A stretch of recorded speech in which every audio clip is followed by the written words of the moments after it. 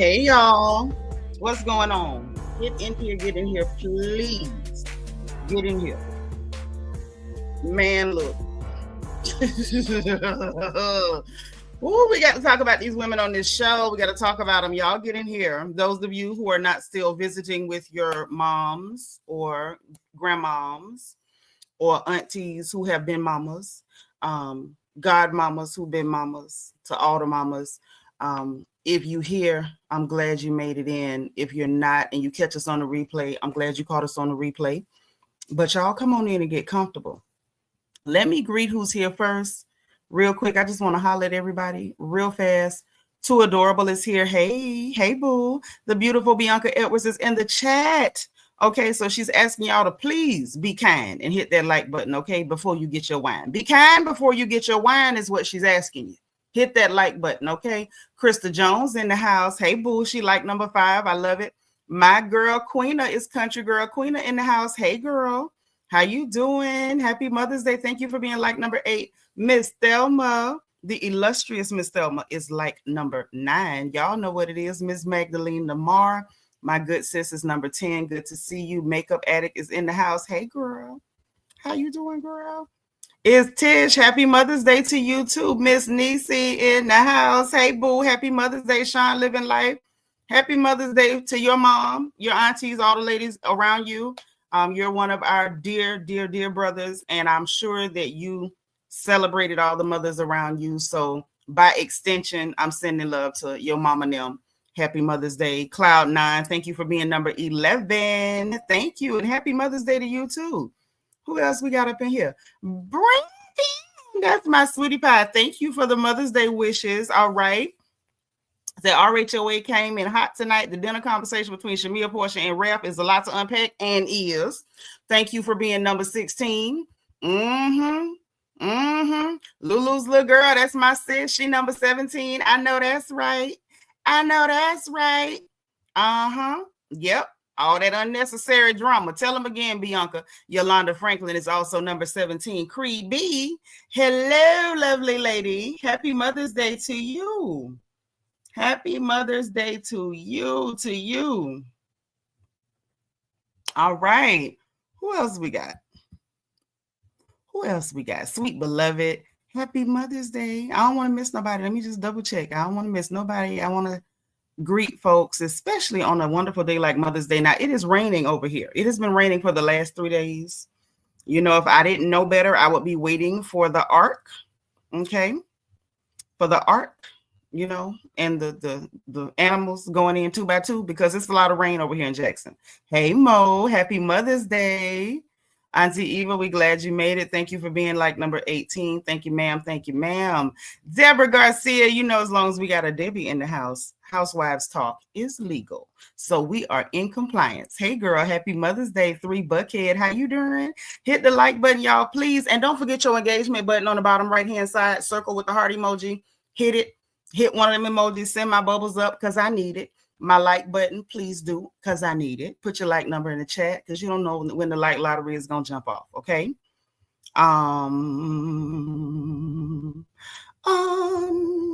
Let's see. Let's see. Belize and JB. Hey, girl. Thank you for being number 22. Dana Brown. Hey, boo. Thank you for being number 21. Happy Mother's Day. Happy Mother's Day. Aries Diva is here. Child, it was a lot going on this show, too. It was a lot going on. Sweetness Johnson. How you doing? Happy Mother's Day. Right back at you to all the mamas in your life. I appreciate you for being here and showing love. Inell, good to see you. Tamika Graham. Hey, Ladybug. Thank you for being like number 22. Mo says she number 31, and I appreciate it. Queen of Hearts KS is also number 31. Y'all hit it at the same time. At the same darn time. Peanut is number 34. Ain't she lovely? Bunny Gonzalez. Hello, my love. Thank you for also being like number 34. We got D Crazy. The insane DS is here. She's now also number 34. Happy Mother's Day to you. You know she's running that Reflection Corner because she spends so much time there. Nobody else could run it. Like, who else could run the Reflection Corner other than DS? Other than the lady who spent more time there than anybody. So y'all show some love to DS in the chat. Ishelle, hey, love. Thank you for being here. Happy Mother's Day. Thank you for being like number 29. Okay. Listen, ladies, Sweetness is sending y'all some Mother's Day love in the chat, and we appreciate it. We appreciate all our brothers. Okay. Okay. This crazy thing talking about them cats, talking about I got 5 head of children. You're so Ocala today. You're so Ocala. Hey, Tanise, thank you for being number 40. Miss Gardner, that's my girl. That's my girl. Hey, girl, thank you for being number 43. I'm so glad you're here. Listen, let me say this before we get into all the mess that was on this show, because it was a lot of mess went on tonight, and I'm so glad.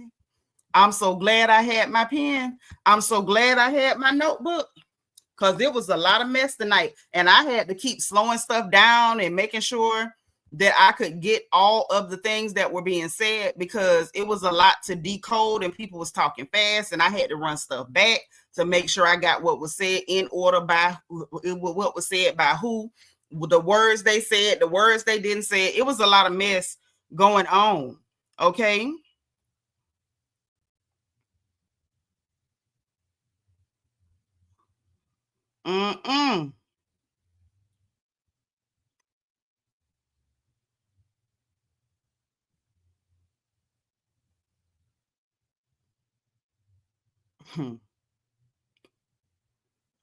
A lot of it. So, Deborah, thank you for being like number 18. My bro is here. Hey, Juan Moss be in the house. So listen, when Juan show up, you know. Let me tell you, if you don't know, if you haven't been here long enough to kind of pick up on patterns, okay? When Juan shows up in the chat, that is your first indication that some mess went on the show. Because Juan don't kick it with us every Sunday. I don't know if y'all realize that, whether y'all peep game or what have you, but if Juan shows up, that means mess went on the show.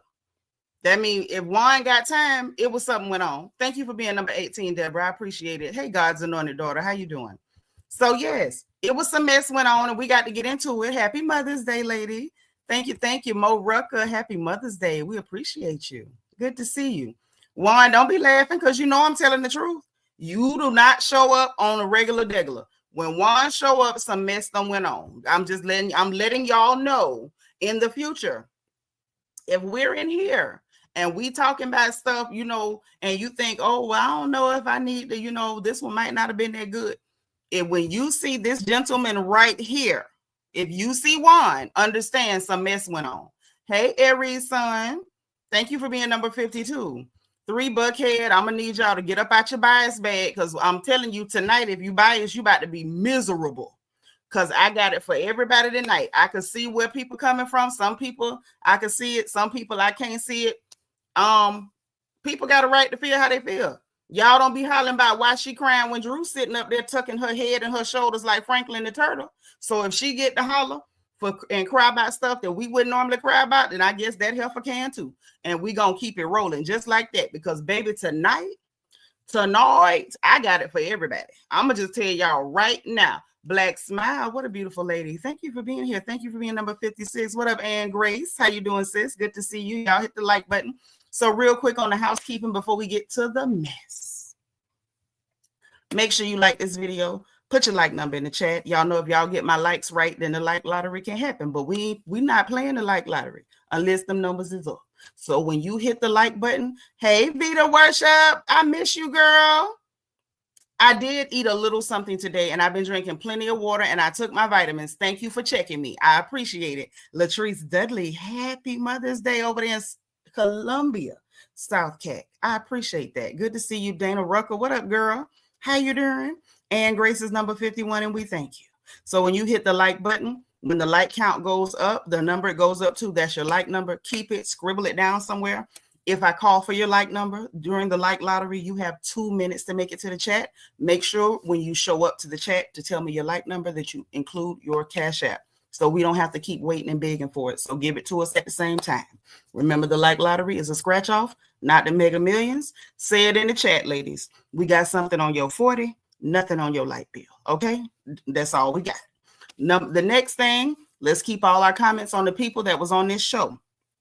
There will be absolutely no disrespect of anyone in this chat, no bickering, arguing, name calling, or anything rude in my chat. It's not okay. Hey, Forever 21, thank you for being number 58. Happy Mother's Day. TG, happy Mother's Day to you. Thank you for being number 41. What a bright smile. All right. Yeah, it wasn't dry. It wasn't dry, girl. Mo, thank you for being number 52. So let's keep the comments on the ladies on this show, the people on the show, the heifers on the show, these no good ass you need men on the show. Everybody that we talking about, we gonna talk about them.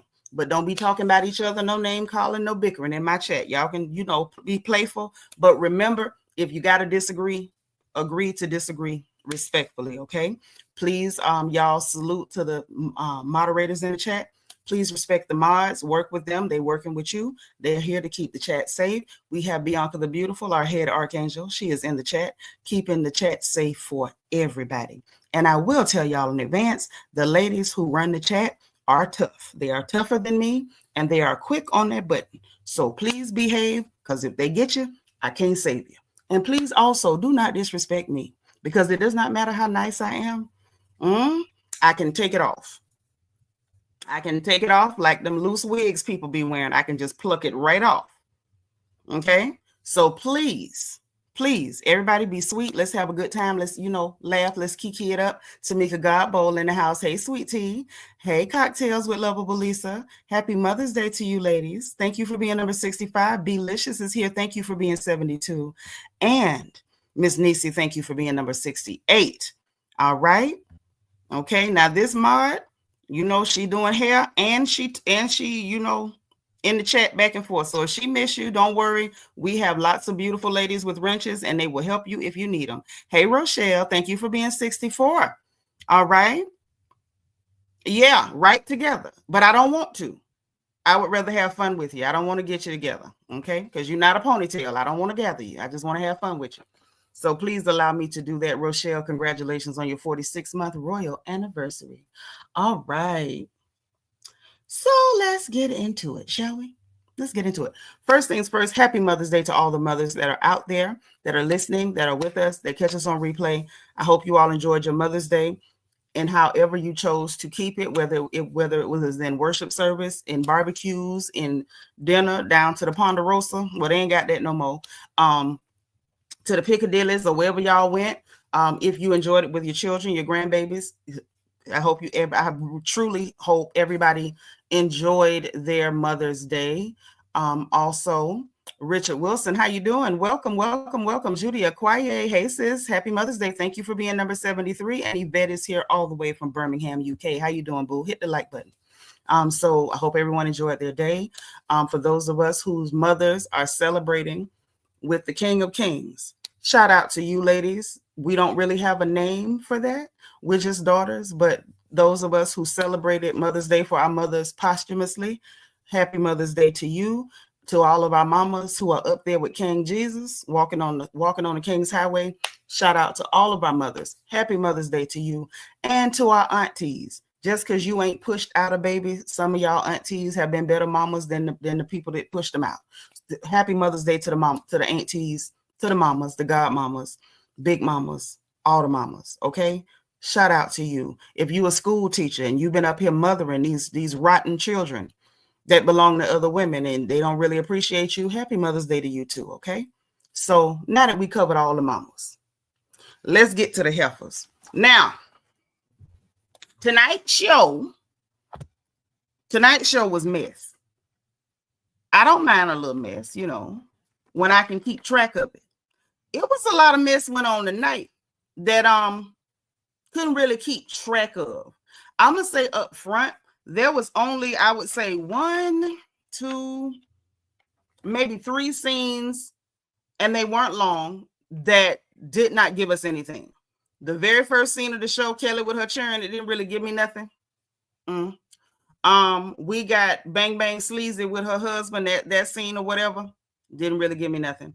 And then the scene with Bang Bang Sleazy and Bilbo Baggins heading over to Porsha's event, I didn't really get nothing out of that. But literally, aside from those 3 minuscule moments, tonight's show had a lot of mess, and it had a lot of it had a lot to dissect and pick apart and get like the components, the pieces, because to me, it's all in what's said and what's not said.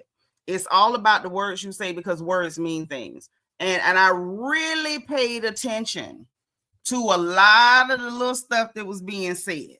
Ann Gray said, what's Angela's role? when you find out, sis, please come back and tell me, because I'm not impressed by any of these ladies. Least of all, Angela. Well, I won't say least of all. Least of all, Bang Bang Sleazy. Brit Edie is, I would say, the person that has least impressed me. But Angela's pulling a close second. And I'm not sure why everybody's so excited about Angela. I'm not. I'm going to just tell you the truth. I'm not. Sweet Tea said Tonight's show seemed to be faking some scenes, in my opinion. I saw some genuine mess. Now, if what you mean, or maybe what you picked up on, is part of what I picked up on, because I did pick up on some of the mess seemed to have been pushed up by production. I'm going to say that. I think production is behind pushing up some of the mess that we seeing. Miss Nisa Angela does reach. She does do a lot of reaching. She been reaching. And I've been seeing through her. Like, I saw, y'all know me, I see through people's mess quick. It take y'all a while to catch these heifers. I catch them quick. Okay, not the school marm. I mean, that you're not wrong. You're not wrong. I just ain't heard nobody call somebody a school marm in a while. Mariana J, hi. She says those producers were dropping seeds but had little fruits. They was dropping seeds but had little fruits. Tell me some more so I can understand where you at. Creepy say, I believe Angela is the new bone collector. Something like that. That's what I'm saying. We get knockoffs of the originals instead of just getting people with real personalities. And that's why I told you I don't like these ladies. None of them. Like, none of them. Like, when I say I'm done, I'm done. I don't like any of these women. Like, I'm over it. Yolanda says Shamea and Porsha meeting with Ralph was messy. I didn't think so. I didn't think so. Because if you're going to be messy, that's how to do it. Right there. That's how to do it. But we're going to get to that. So let's start with how this show started for the ladies and gentlemen who don't watch the show, and you come here for me to tell you what these people did, because you know I'm going to. Okay, we got the notes. Hey, Miss Edith. No, I don't think Shamea's scared of Porsha. Why would Shamea be scared of Porsha? Shamea not scared of Porsha, Miss Edith. You know that. Shamea be knucking and bucking too. They're not scared of each other. Them girls are the same thing. And I'm not sure why y'all don't believe they're the same thing. Well, actually, I do have a theory as to why y'all don't believe they the same thing. But I ain't going to say it, because then y'all going to be mad at me. Not that I care, but I don't need that energy. By the time y'all get mad at me, then I got to pick through why y'all mad at me. So I ain't even going to say it. I ain't even going to say why y'all have convinced yourselves that somehow Shamea is not the same as Porsha. Child, listen, moving right along. Most say she here for the tea. Well, baby, you know I got the notes. The letter T is in notes. And Grace said, I felt someone had Angela stirring the mess. That's what I was saying. Like, you could kind of tell production was pushing her to do some of this messy stuff, and she cool doing it. So it is what it is. You know what I'm saying? Somebody got to do it, and I guess it's her. So listen. Edith say she believed they did some similar things in the past. They the same person right now. Well, let me shut up. Seanitra, be quiet. Y'all, why don't y'all tell me to hush? That's what I don't know. Just say, Nitra, be quiet. Just be quiet, Nitra. Be quiet. I'm going to do it. Since y'all won't be nice enough to tell me to be quiet, I'm going to just tell myself, and then I'm going to do it. Okay? Agent Marie talking about, please say it. I'm not going to be mad. Is that like how them girls roll up on each other and be like, come outside, we not going to jump you? Is that what that is? Because I feel like that's a setup. Y'all don't want me to say nothing. Carrie Clark, happy Mother's Day. Thank you for being number 85. Oh, also, if y'all got to misspell your cuss words, and make sure y'all greet each other in the chat. If this is your first time, please let us know in the chat. You can say first time. We'll put FTL for first time live so we can welcome you personally and individually. Make sure y'all are greeting each other. If you see someone you don't know, say hi. And if this is your first time, welcome. If not, welcome back. Okay. Now, we started this show with Kelli and her churn. And I understand that we have to get some family time with these ladies, especially when they're new ladies, because you want us to be invested in them and to care what's happening with them. They did not do a good job of that with Drew, which is why I think right now you still got a lot of us that really do not care what the hell going on with Drew. We don't care. We do not care. She came in line. We have not gotten a genuine story from her or her miniature husband since they've been there. We don't know what's real and what's fake. We really don't. And I don't think most of us are very invested. I think some people do just because they jump at anything. But if we being honest, most people are not invested. And I think that's what's going on with Kelli. Kelly's going to have to give us something because this scene with her children gave absolutely nothing. So she's sitting there with her oldest baby and the other two little, little muffins. They was in there, the little muffin crew. I love cute little black girls. I just, got to catch them all. I would love to just see them everywhere, just ornamenting the planet. They're so adorable. The girls are cute. I love seeing Kelly's girls. However, I'm just like, what are we doing here? Like, I'm not really getting it. What up, DM Rocks? Too adorable say people going over Drew them divorce documents will look like I need to go over them too then with a fine tooth comb because both of them be lying. So she's talking about, the things that she wants to do. All right, Vet got her crown back. I know that's right, sis. And talking about her daddy, and now, Kelly's talking about her and the girl daddy got such a good relationship, and they like sister and brother. Girl, bye. You and Porsha with this sister and brother. You not like sister and brother. Like stop saying that. Stop saying that. It's creepy. Yes, y'all is not like sister and brother. Now, y'all might be super cool. Y'all might be friends. I can understand that. And you can have, brotherly love, but stop saying y'all like sister and brother. It's just, it's a no. It's a no for me. But, now they like sister and brother and, they real good and blah, blah, blah. And I'm like, well, how did that work? Because when Kelly was telling us the story before, her current husband that she's currently divorcing stepped in and raised her and played daddy. Well, how was he doing all that if her daddy was in the picture and active and y'all like sister and brother? Like, y'all girls got to pick a story because something is not adding up. Okay? It's not adding up. And I'm real tired of these chicks because I don't want to catch you in stories. I don't want to have to go reverse every 20 minutes because your story don't sound like the first story that you told. Now, Sean Living Life said, is it me or was this whole episode a big game of telephone? Everybody toting messages back and forth with a slant on it. Angela is an ish stirrer. I've been told y'all that about her. And she's a liar. She sat there and lied through her nose. And y'all let her do it. I keep telling y'all she's a liar. And I don't like her. And she's weird. Too adorable say Phaedra did say Shamea was sleeping with married men. I mean, Phaedra said a lot of things. But we'll get to that. So can't wait for Drew divorce was I think Too Adorable or somebody say people are already combing through it. So I guess we'll find it. We'll get to it if it's out there. So they had that conversation. She talking about, talking to the girls about getting a house because they're in the townhouse and they had the bigger house and she got awarded the house and the judge told her she got to sell the house, which I can understand. And that kind of lets not a net. Is that a camouflage? Y'all know how you open your front door? And them little, they look like moths, but they're tiny and they fly around the lights in front of your door. And one of them got in here. But anyhow, sometimes the judges will do that. They might award whoever gets the property. You might have to sell it and then pay the other person their interest out of the property. But I think that's kind of a real indication that man she divorcing is not cool. He's not a decent dude at all because he, according to her, had already taken money out of her business account and closed one of her locations of her restaurant. So you had already taken all this money.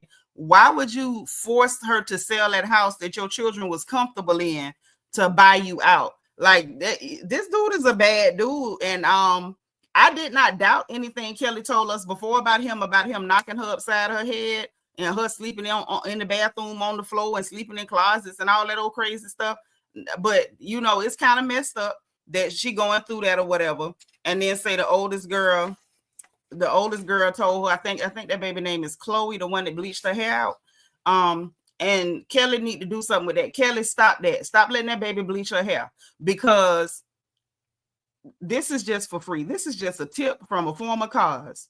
You keep bleaching that hair, you can mess up your curl pattern. That baby has beautiful curly curly hair. And if you keep like bleaching it like that and it's over processed, that baby got hot roots and all type of stuff. She's going to mess up that child's curl pattern. But that's not my business. But I'm just saying, chill out. Okay, don't mess that baby hair up. But she say she want a job, and then she called her mama old. Well, that's kind of what girls do. You know, she didn't flat out say you old hag. She was just like, well, you know, I'm young and you're not. You know, you're you. However she put it. I say not I want a job and you old, but that's what she said. You know, children are cute and I like it. I like it. Yeah, she said she want to be a kid and all that good stuff, you know.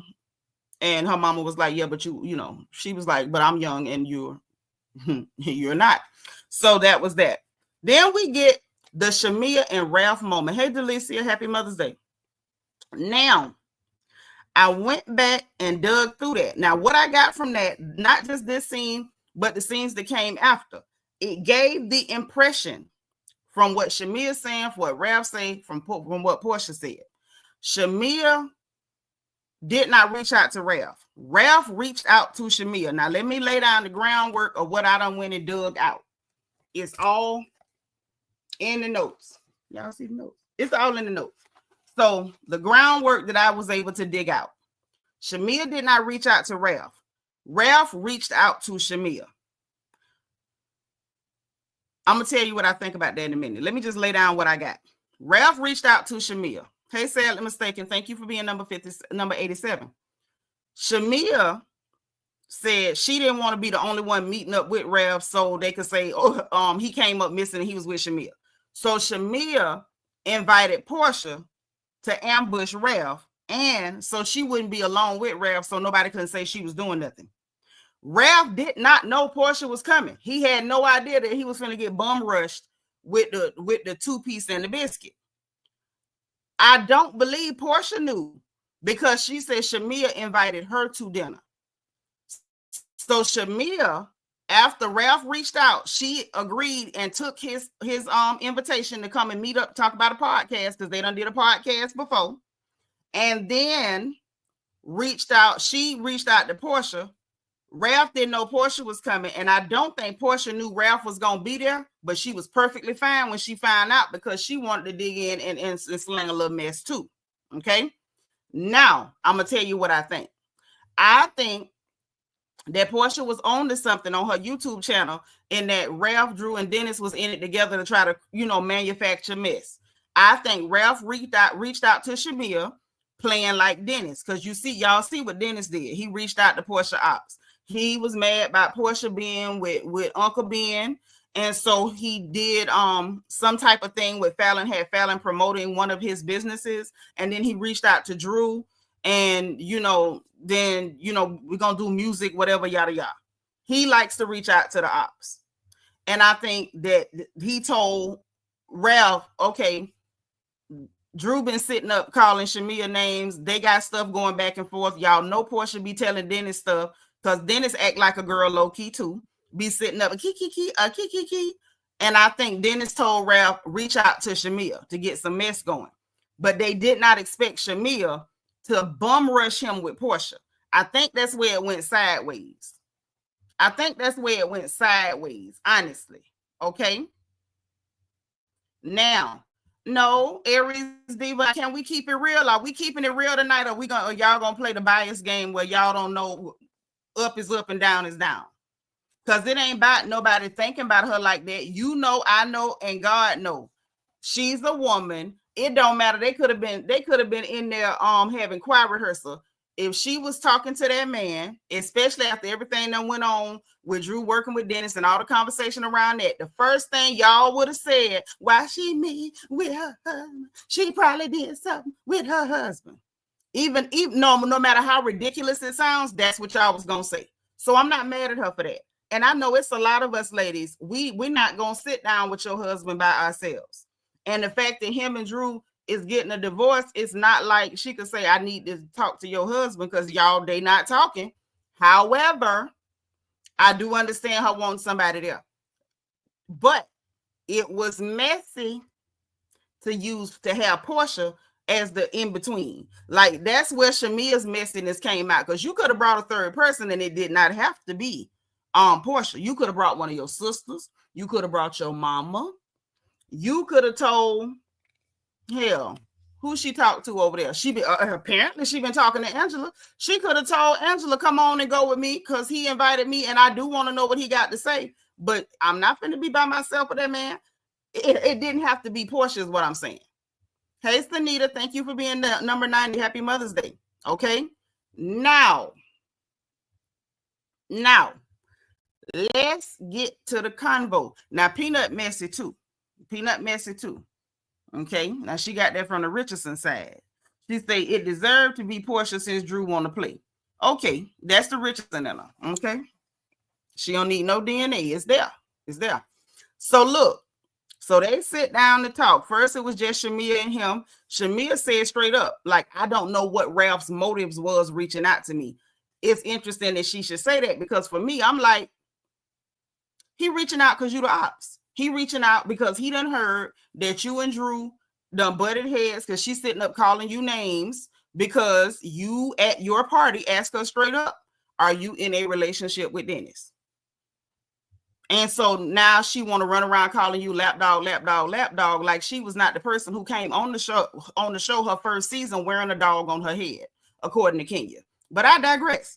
So she said she didn't know what the reason was or whatever that he invited her. But she said she did want to get to the bottom of the mess. He asked about her youngest baby.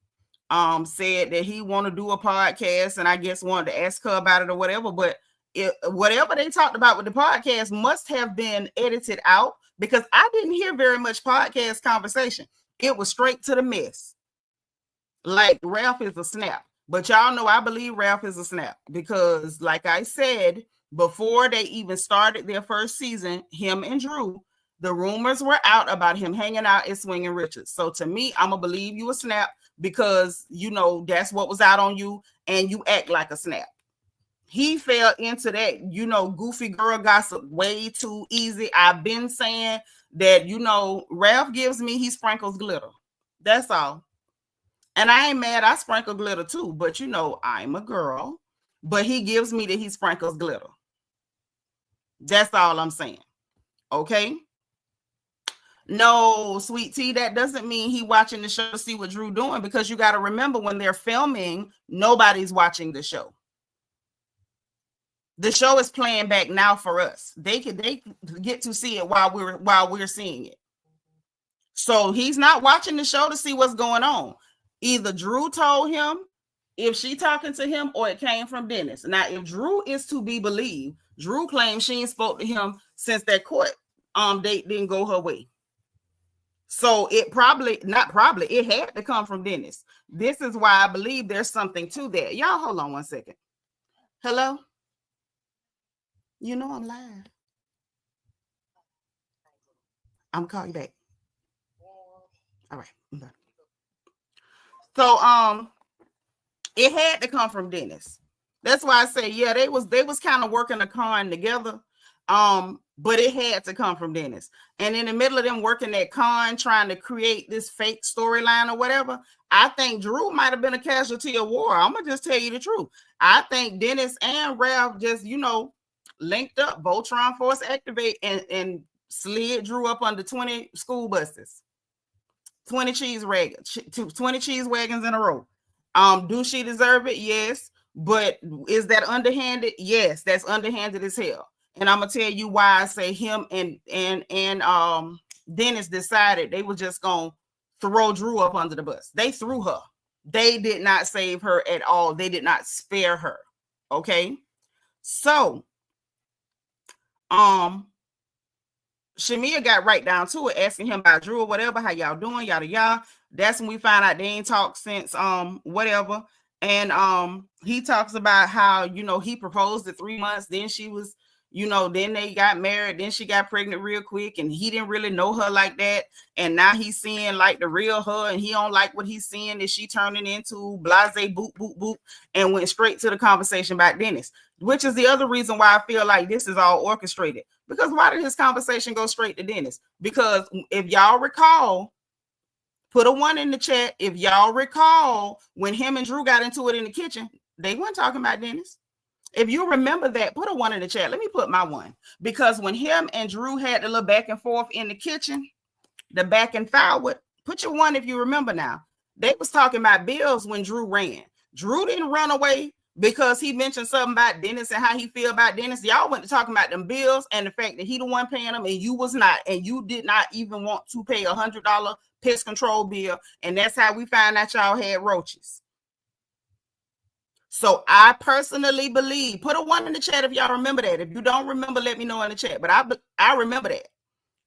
I personally believe if Ralph really had an issue and he was thinking something was going on with Dennis, when y'all got heated or whatever, that should have came up. It would have came up, but it didn't come up. The only thing that Ralph really got an issue with and really got a problem with is the fact that he's being made to pay all them bills, and she trying to find a way for him to be out of the house, pay them bills, and pay for somewhere else to stay.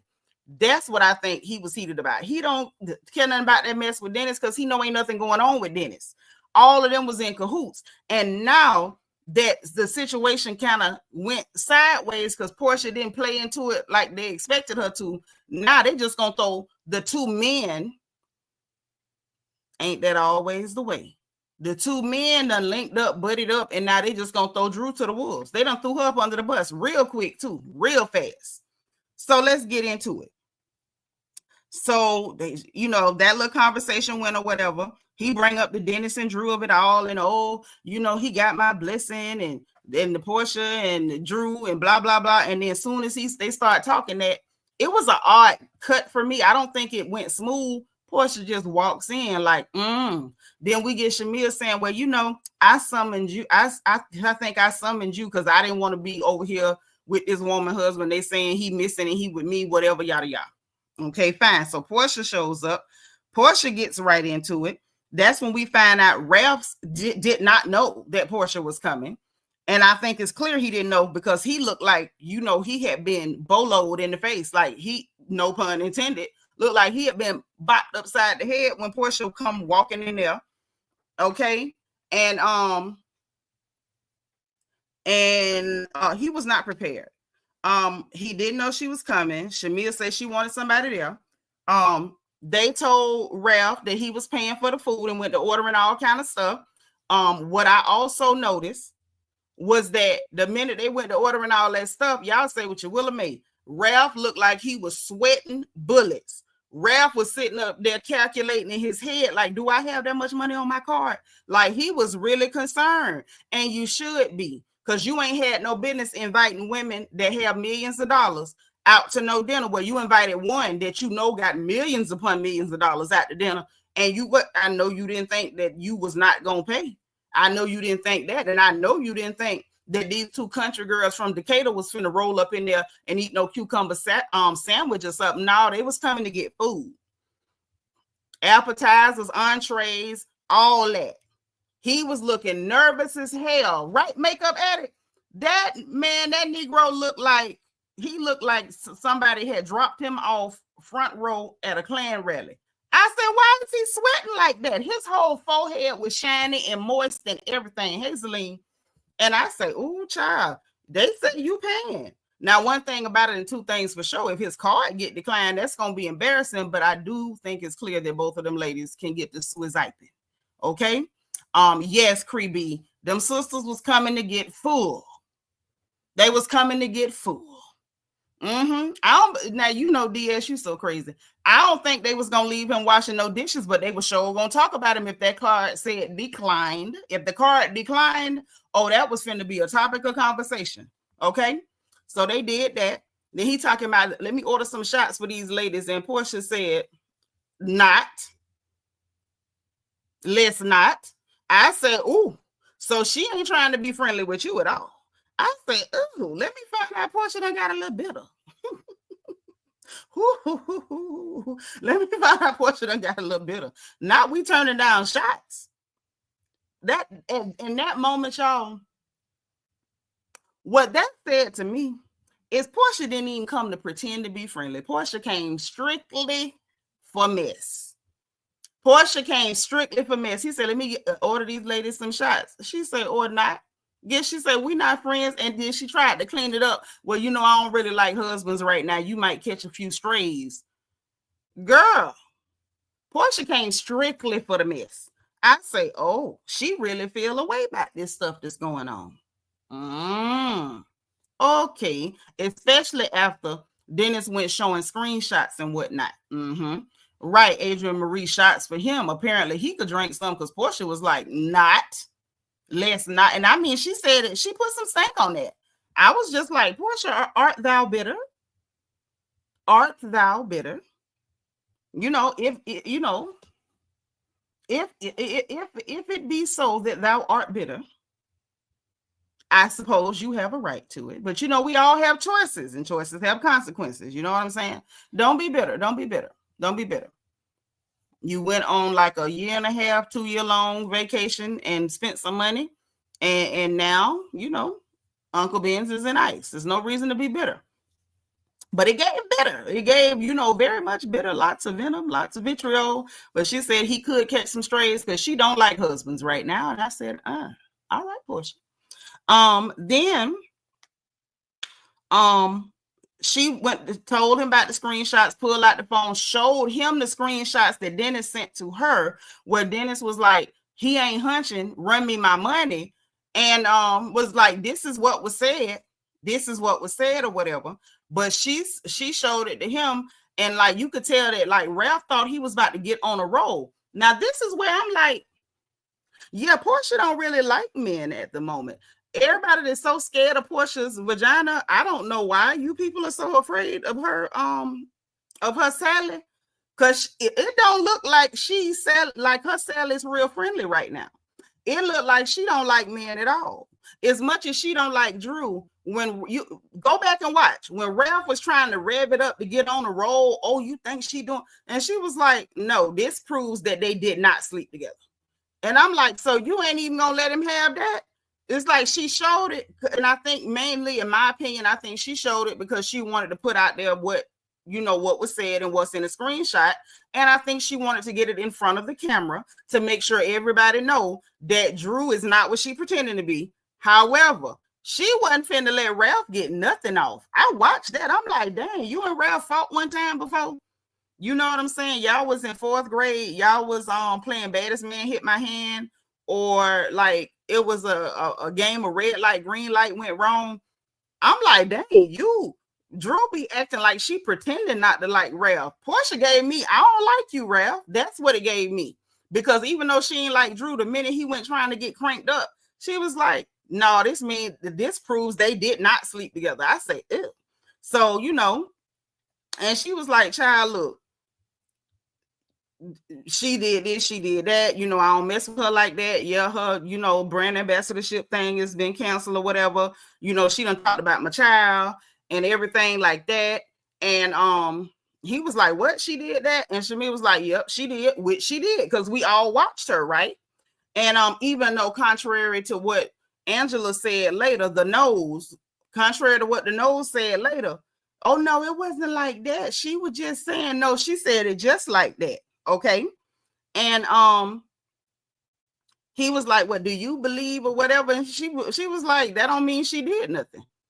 And so he was like, well, that's what's being said. And she was like, oh, it's a lot of rumors out there. It's a lot of rumors out there on you too. It's a lot of rumors on you too. So people saying you did a lot of stuff. Did you do it? Because the people says you did it. So, you know, come clean. And then he went to looking crazy, like spaced out, like he didn't get the energy. Porsha's energy toward Ralph was kind of intense. I'm going to be honest with y'all. I was like, what the hell is this? Where is this coming from? Even said, well, Porsha did think he was on the mess. Yeah, she did. And her energy tonight definitely gave Ralph, I don't like you. Yvette said, I don't think Porsha wants Dennis, but she loves that he wants her. Yeah, that's the thing. I think that's the thing, but I don't think that got nothing to do with why Porsha acting like she acting. I personally think that some of this stank we getting off Porsha is because she thought she could stay with Father Time and keep running his pockets and be comfortable. Because if we being real, ladies, who would like to get a free paycheck? His Johnson is broke. You ain't never got the screw, but you can keep swiping the card. She was fine until she went to finding out like you using different names and this money ain't safe because something could go wrong with you in a minute. So I get that part, but she coming off like intense. She coming off real intense toward Ralph. Drew is going to go back to getting her wig off the side of the road. It should never be serious enough for her to go back to Bend Down Select to get no wig, because them wigs she was wearing before was criminal. Ishel say, yeah, Ralph's reaction is the same as yours. Right. Thank you, Ishel. Ralph was looking like, dang, Porsha, what I did to you? Ralph was not prepared for that energy at all. He was not prepared for it. And I'm going to tell you something else.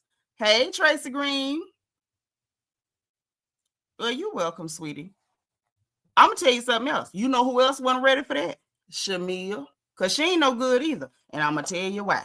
Now, she brought Porsha because I do believe that she didn't want to be there with that man by herself and have people accusing her of stuff and saying, oh, you was with this girl husband. But you know what I do think, y'all? What else I think?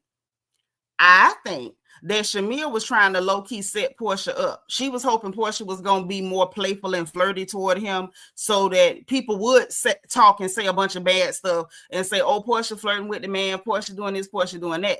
Shamea looked shook too. If y'all go back and watch her face, Shamea was not expecting this version of Porsha.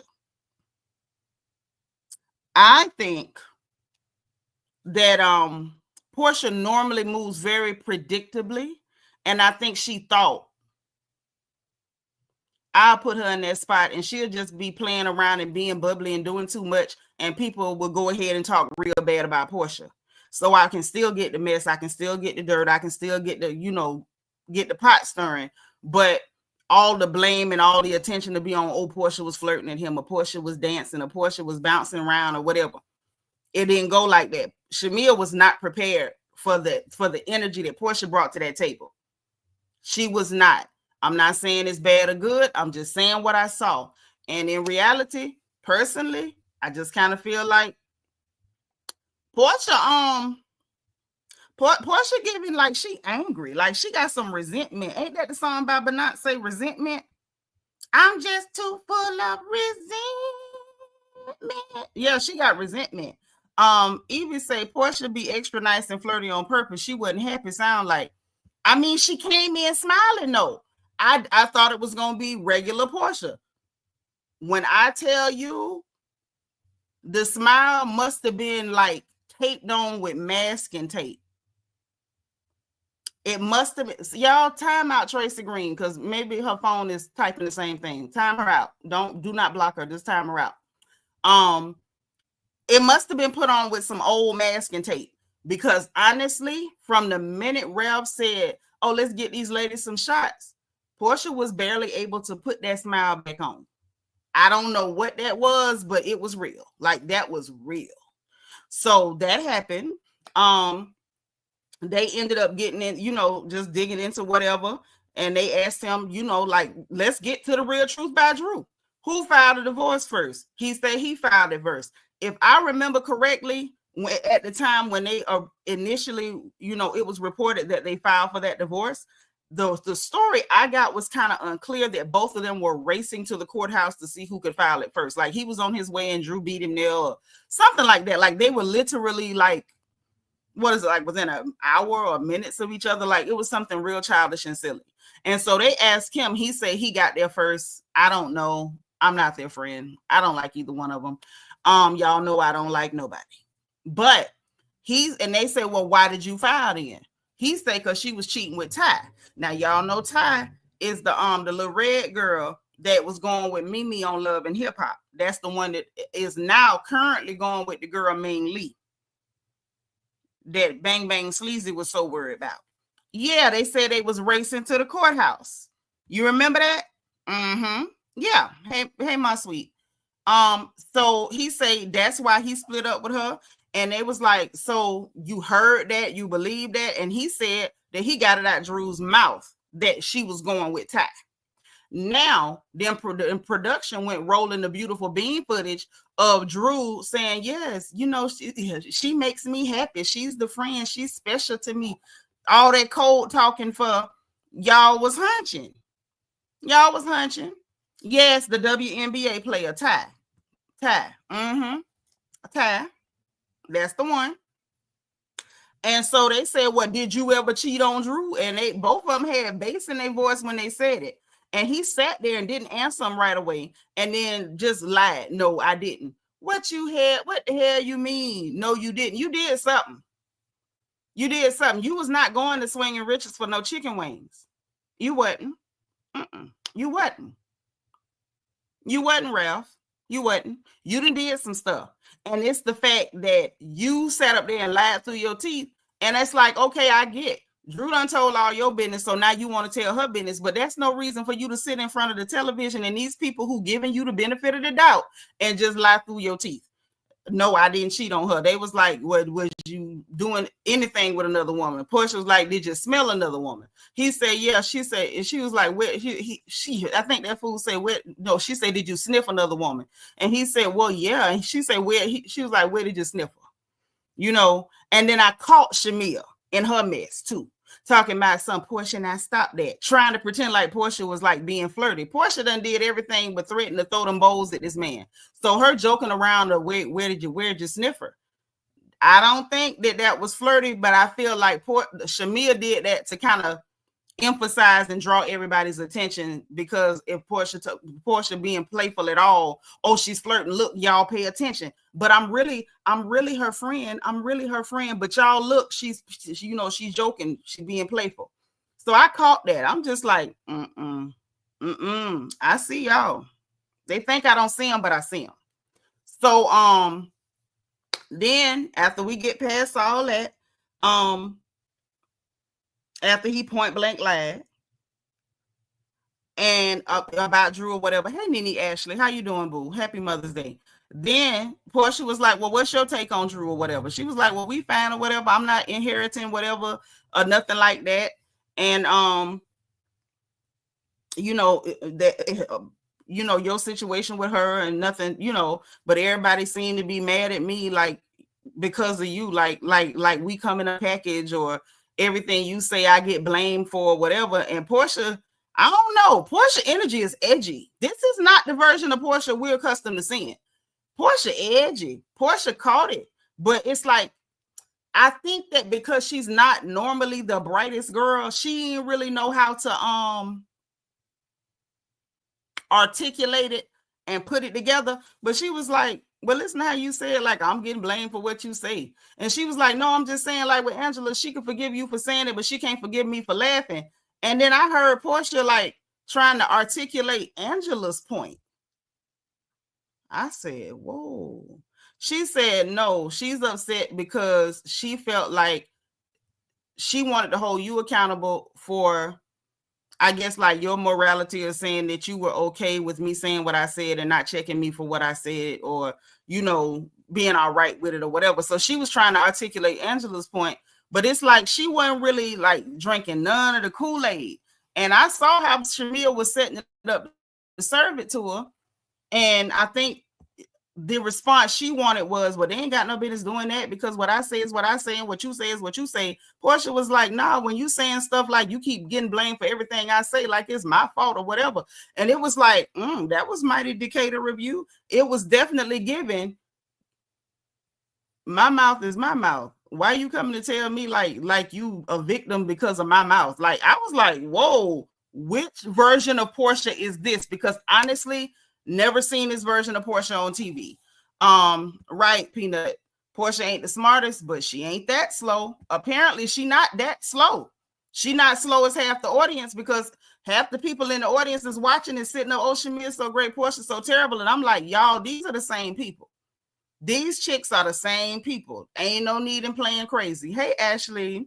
So anyway, because basically, like, I'm blamed for everything you say, like, oh, you're the reason people are, calling me lapdogs and all that. No, they doing that because you ain't check them. You ain't handle it. Okay? That's true. Well, we uncovered that. Hey, Miss Karina. But yeah, we covered that. We know she ain't that bright, but she obviously ain't that slow, because she caught it. Because the audience is just like, are y'all not watching what I'm watching? These chicks they the same people. That's all I'm saying.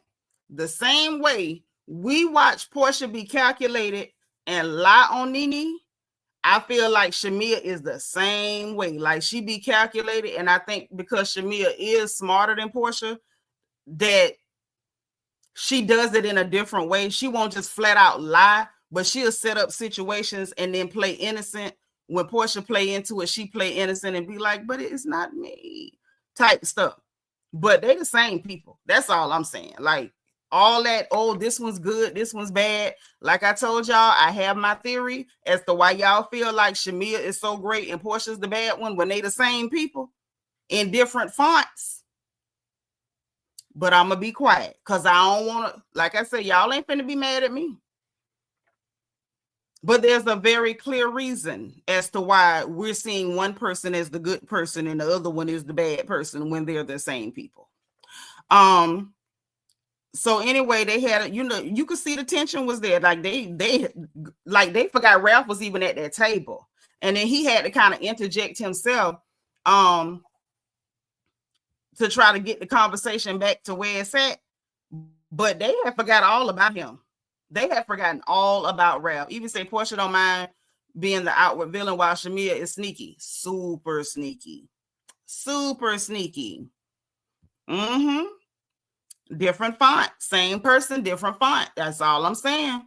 So then we get this Angela moment, right? So Angela is over in one of them houses that she flipped. Shout out to her and all the ladies working real estate, making your bread. May God bless all our sisters that's hustling. May he bless the works of your hands. So she, over there in one of them houses that she done flipped, she let us know that all 5 of them houses got her underwater to the tune of $2 million. $2 million, right? So she said the houses is ready to go, but they're not priced to move because of the price. It's not maybe as competitive as it needs to be in the market or whatever.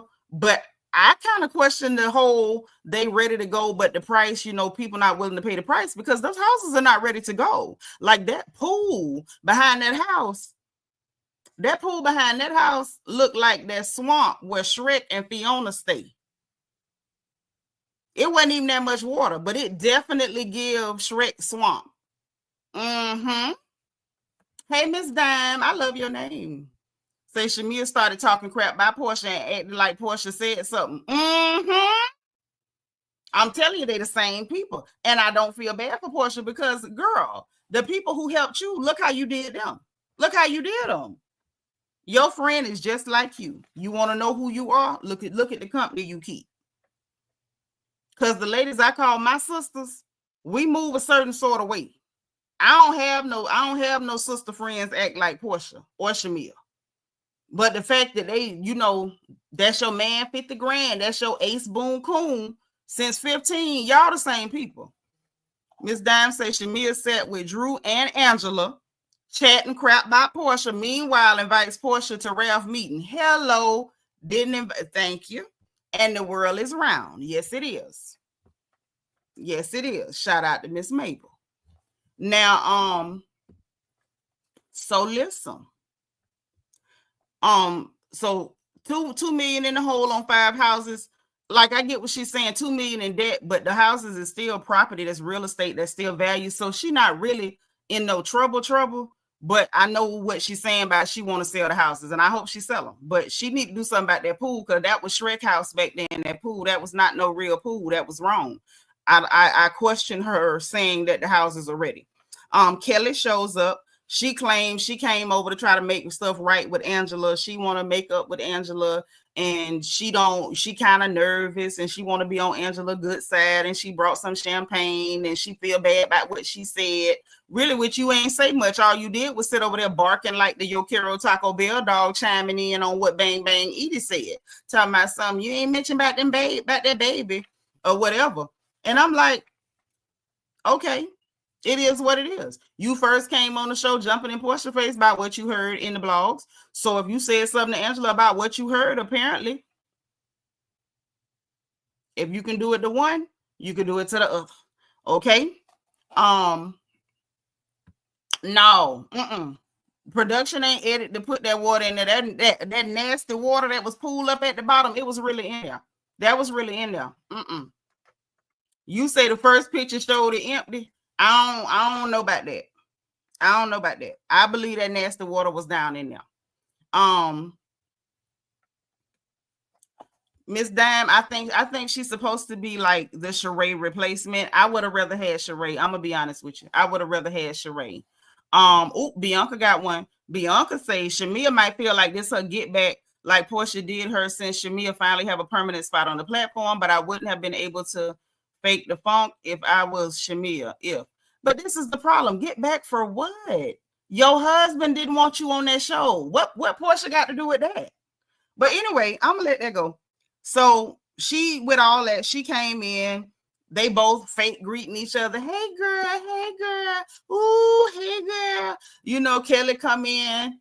Oh my God, it's so nice. Then get in the confessional talking about some real low ceilings, these little bitty closets. She done clown. She's like, well, the kitchen is kind of okay. And she the one told us about the little pool with no water in it and stuff and all that. And then the girl told her she want her to pay $3 million for it, you know, because like, don't you need to buy a house? Just buy this from $3 million.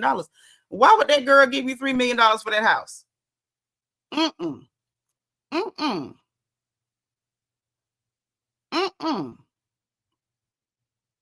That it just don't make sense. To me, $3 million for that house don't make sense. Not in Atlanta. So then she compliments Angela's looks. Oh, you look so good today. And she was like, as opposed to other days, and you know, they cleaned it up. She asked her about her and Uncle Charles. She was like, oh no, we good. Charles is my best friend. And she said, well, what you know about Charles, or what you think you know about Charles? At this point, I'm tired of saying Charles. I'm tired of hearing her say Charles. And so she was just like, you know, yeah, I heard some the stuff or whatever and what's going on. And Angela was like, I wish you would have asked me about it. And she was like, exactly how would we ask you about that?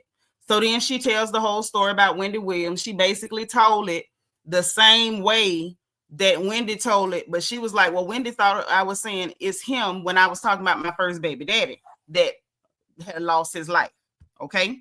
Miss Karina say, Nitra, did you see on TMZ that Kim Z rent out Shamea house for $50K a month? I heard something like that. Is that legit? I mean, you know, if she can afford to pay it, you know, Kim went in foreclosure last time because she couldn't pay them bills. So I hope Shamea don't give her no slack. I hope she make that heifer pay if that's legit. But I did hear something like that, but I didn't dig into it. I didn't. I'm gonna be honest. I didn't dig into it. So she told a story, and it was the, you know, when she told a story, it was the baby daddy. It was not Uncle Charles. Then what else she went on to say after that? She's like, can we just put the rumor to rest or whatever? And I just found that to be interesting verbiage. You ain't put Porsha rumor to rest when y'all was over there in Tennessee. That girl wasn't even talking to you, and you bringing up rumors on her. So why all of a sudden we need to put the rumor to rest by Uncle Charles tricking? Then we find out from her, you know, that he had been tricking when he got put at the arena over there in New York that time. That he started tricking then because he needed to feel validated, and that's why they separated. And you so shocked because people think he got an outside baby, and I still think he got an outside baby. And I believe that Wendy told it right, and I believe that's exactly what happened. And I think now Angela's trying to clean it up. Bianca said, I wasn't talking about the husband wanting her there. I'm talking about how Shamea said, I wouldn't let anyone speak on my friend. Oh, only time I can recall is when Phaedra was speaking on Shamea, and Candy and Porsha fed into it because I didn't hear that this season. Okay, dig it. I can dig it. Thank you. And thank you for helping me know what's going on. So, you know, they had that conversation or whatever about him tricking and, you know, cheating, and they break up to make up and all that. Then they went to talking about Shamea. Now I'm gonna tell y'all what I saw in this scene. Y'all know what I saw in this scene. What I saw in this scene. Wait a minute, peanut on or something. This right here. If she wasn't married to the baby daddy, she wasn't talking about him to Wendy. Sure wasn't, because she told Wendy it's just a baby. And they were talking about husbands. You was talking about your husband. You wasn't talking about your first baby daddy that's supposed to be going on. Miss Dime said, y'all think Shamea is innocent? That girl been doing madness. All her friends are a bunch of hoes. Phaedra knew what Shamea was. I mean, we over here on the porch don't think Shamea innocent. The people on social media, that's a different story. So who the other little boy in the picture? Okay, that. So listen. immediately went to talking about Shamea. What I saw in this scene, y'all, was Giselle and Ashley Darby. If y'all see what I'm saying, put a 4 in the chat. When that scene, they went through that little fake conversation about Charles, and she was able to say that, and Angela didn't get all nuck if you buck and all that, and went straight to talking about Shamea. I saw Giselle and Ashley Darby. That's what I saw. She's the crap stirrer, and then she sent Kelli out to play Ashley and feed stuff to both sides. That's what I saw. I say this Giselle and Ashley 2.0. This is Giselle and Ashley 2.0. Right. Mm-hmm. That's what I see. Let me put my 4 in the chat because I see Giselle and Ashley on this. I feel like that was a Giselle and Ashley play. The whole purpose of her coming over there, production told them, I need y'all to team up because, you know, Kelli, you and the Brit team up ain't working. And I think it was like, y'all two team up. We need to get Shamea and Porsha fighting. And I think that's what happened. They immediately went to talking about Shamea, and the conversation quickly went to Porsha. And, you know, Angela's like, oh, I went to a dinner with Shamea after the thing at the bank. And she was talking about Porsha, and she said this and she said that. Oh, I see the foes. So at least I'm not the only one that see the Giselle and Ashley of this whole thing. Y'all see the Giselle and Ashley of it all. They came and got together because they had to have a meeting. This is not Team Yellow. This is Team Brown Sugar. They done came together and had a meeting, and we're gonna get these two heifers fighting. Now that's what that was. So Kelli sitting there, what? You know, you already know she had told you all that before you came over there. Don't play. So she tells her about that, and oh, Shamea's upset Porsha wasn't at her wedding. Girl, how long Shamea been married to that man? And Shamea might have said it. I believe Shamea said something, because how would Angela know that?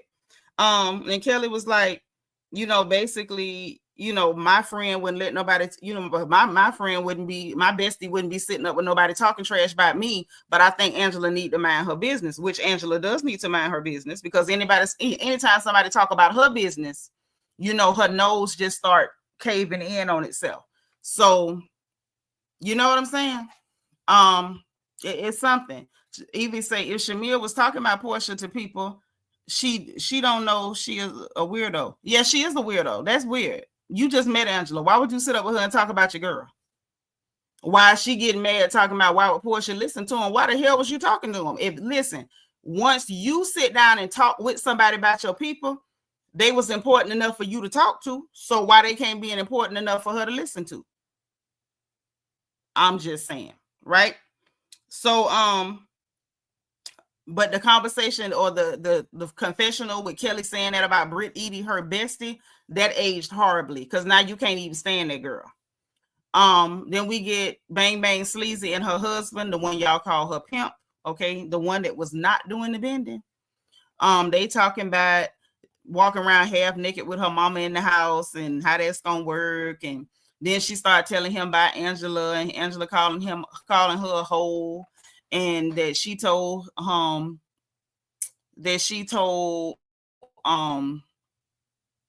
Angela about her husband tricking and making babies and all that. And then went to talking about the relationship between her sister and her husband / pimp. I was not interested. I blew right past this. So then we get Angela and Porsha.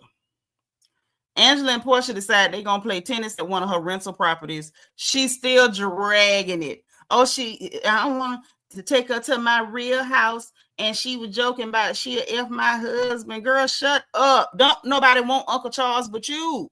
Even them girls he cheating on you with, they don't want him either. They just want his wallet. He looked like the granddaddy of Boondocks. Don't nobody want Uncle Charles. Like, relax yourself, ma'am. So they're out there playing tennis or whatever. She's still dragging that old tired mess. I have had it. Porsha's like, oh, you know, I want to be cool with Angela. I want us to be all right, because I still think she a bad chick and all that. So Porsha ain't saying a bunch of nasty stuff about her, but she's still just going on and on and on about Porsha. And it's giving production told you to fixate on her, like they told Bang Bang Sleazy to fixate on Kenya. So they going through the thing or whatever. And, you know, Porsha was like, you know, her arms long, like she got a wingspan.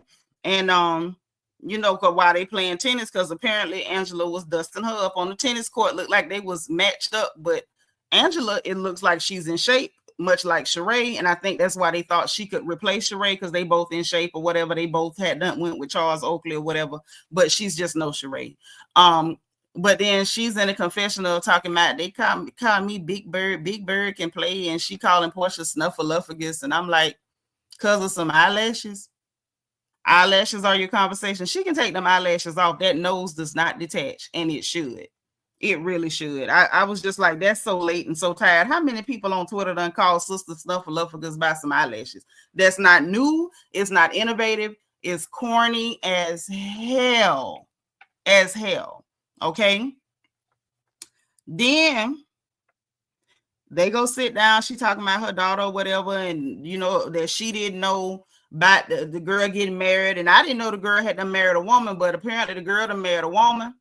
And Lord, Brandon always trying to make me soften up on these terrible looking men. He said, Nitra, you can't talk like that about Charles. He's a tall and handsome man. Bang, bang, bang, bang, bang. He looked like he looked like John Witherspoon on a good day. He looked like he's somewhere coordinating. He coordinating, okay? But I love Charles Oakley. Shout out to you. So we found out that she married to a woman. I didn't know when she said that she had done got married that she married a woman, but she said the girl that the girl married is nice or whatever, so she don't have a problem with the girl. But so Porsha was like, well, now that you know about it now, so celebrate it now that you know about it. I don't know what that means, but you know it is what it is. If you want to celebrate it with her. And she said the girl told her she's a helicopter mom or whatever, and yada yada. I think the girl is not really comfortable and probably should not be, you know, discussing her alternative lifestyle with her mama, especially since she chose to go all the way alternative and married the lady that she married. She said, so Angela was, you know, Porsha said, well, celebrate it now. She was like, yeah, but then she lied to me and blah, whatever. If you don't want to, then don't, but stand on that. Like, stop acting like your leg broke. Stand on that. You stand on everything else, stand on that. But anyway, so then Porsha tells her about the Pampered by Porsha event, and she was like, I know you haven't got your invitation. They go out today. And she was like, I'm invited. She's like, of course you're invited. So then she also tells her that, you know, because they do have to keep the story moving. They do have to keep the show moving. So she was just like, girl, I went out with Shamea. This is where you got to get the words. Because she said Shamea invited me out to dinner and Ralph was there. And I said, that's when I knew Shamea called herself setting up an old honey trap and was going to use her friend as the honey. So she invited Porsha there. She didn't know Ralph was coming initially, but she was down for the mess when she got there and seen it. And Ralph didn't know Porsha was coming, and he was down to try to, you know, drag Drew, smear Drew as much as he could in the process. He just thought that Porsha was going to be friendly once he saw her, and she was not. But that's neither here nor there. And so she told her about the text messages or whatever. I'm assuming she showed her the screenshot because Angela was talking real strong, like she's seen the screenshot too, but we did not get a shot, or we didn't get a camera view of her passing her the phone. I don't know whether she did or didn't. And told them, you know, about Dennis saying, no, I wouldn't F her, but run me my money. And so she was like, I don't want to believe that. I just can't believe that. Not booty for beats. That she want to hear Drew's side of the story or whatever. And Porsha clearly was telling her so you could run back and tell it to Drew, because that's what you do. If you know somebody is in your face playing nice, but I know you basically bring a bone to carry one. She gave her one to carry back. But, you know, on the return volley, when it was time for Angela to give Porsha a bone, she put a lot of lie on that. Then she Angela. Okay, that's when she started twisting what Shamea said. And she was like, you know, trying to make it look like, oh, when Shamea bring you some stuff, she making it sound worse than what it is. She putting something on it. But because she told her about what she said about PJ. Shamea didn't put nothing on that. Drew said it just like she said it. Angela was sitting there, but if y'all listen, Angela was trying to twist it like, no, she was just saying, you know, it benefits PJ too. That is not what she said. She was like, this will pay for her college. Shamea did check it and was like, now you know that her college is paid for. And I was like, that's cool. And I told y'all that night. Put a 1 in the chat if y'all remember what I told y'all. I told y'all that night. That didn't sound like, oh, that's my sister. Because if that's my sister, and I told y'all that night, and I will tell you again, you say anything about either one of my sister's children, it's not going to be a civilized, well, you know, their college is paid for. It's going to be, if you don't keep my niece name out your mouth, you raggedy bald-headed hoe. It's not going to be a cool conversation, and we never finna be cool no more. We're never finna be cool no more. Those are my nieces, and don't you say nothing about them. And I mean nothing. If they strike a match and light you on fire, I'm gonna need you to compliment their fire building skills. Like, don't say nothing about my nieces or my nephew. Don't say nothing about them. Nothing.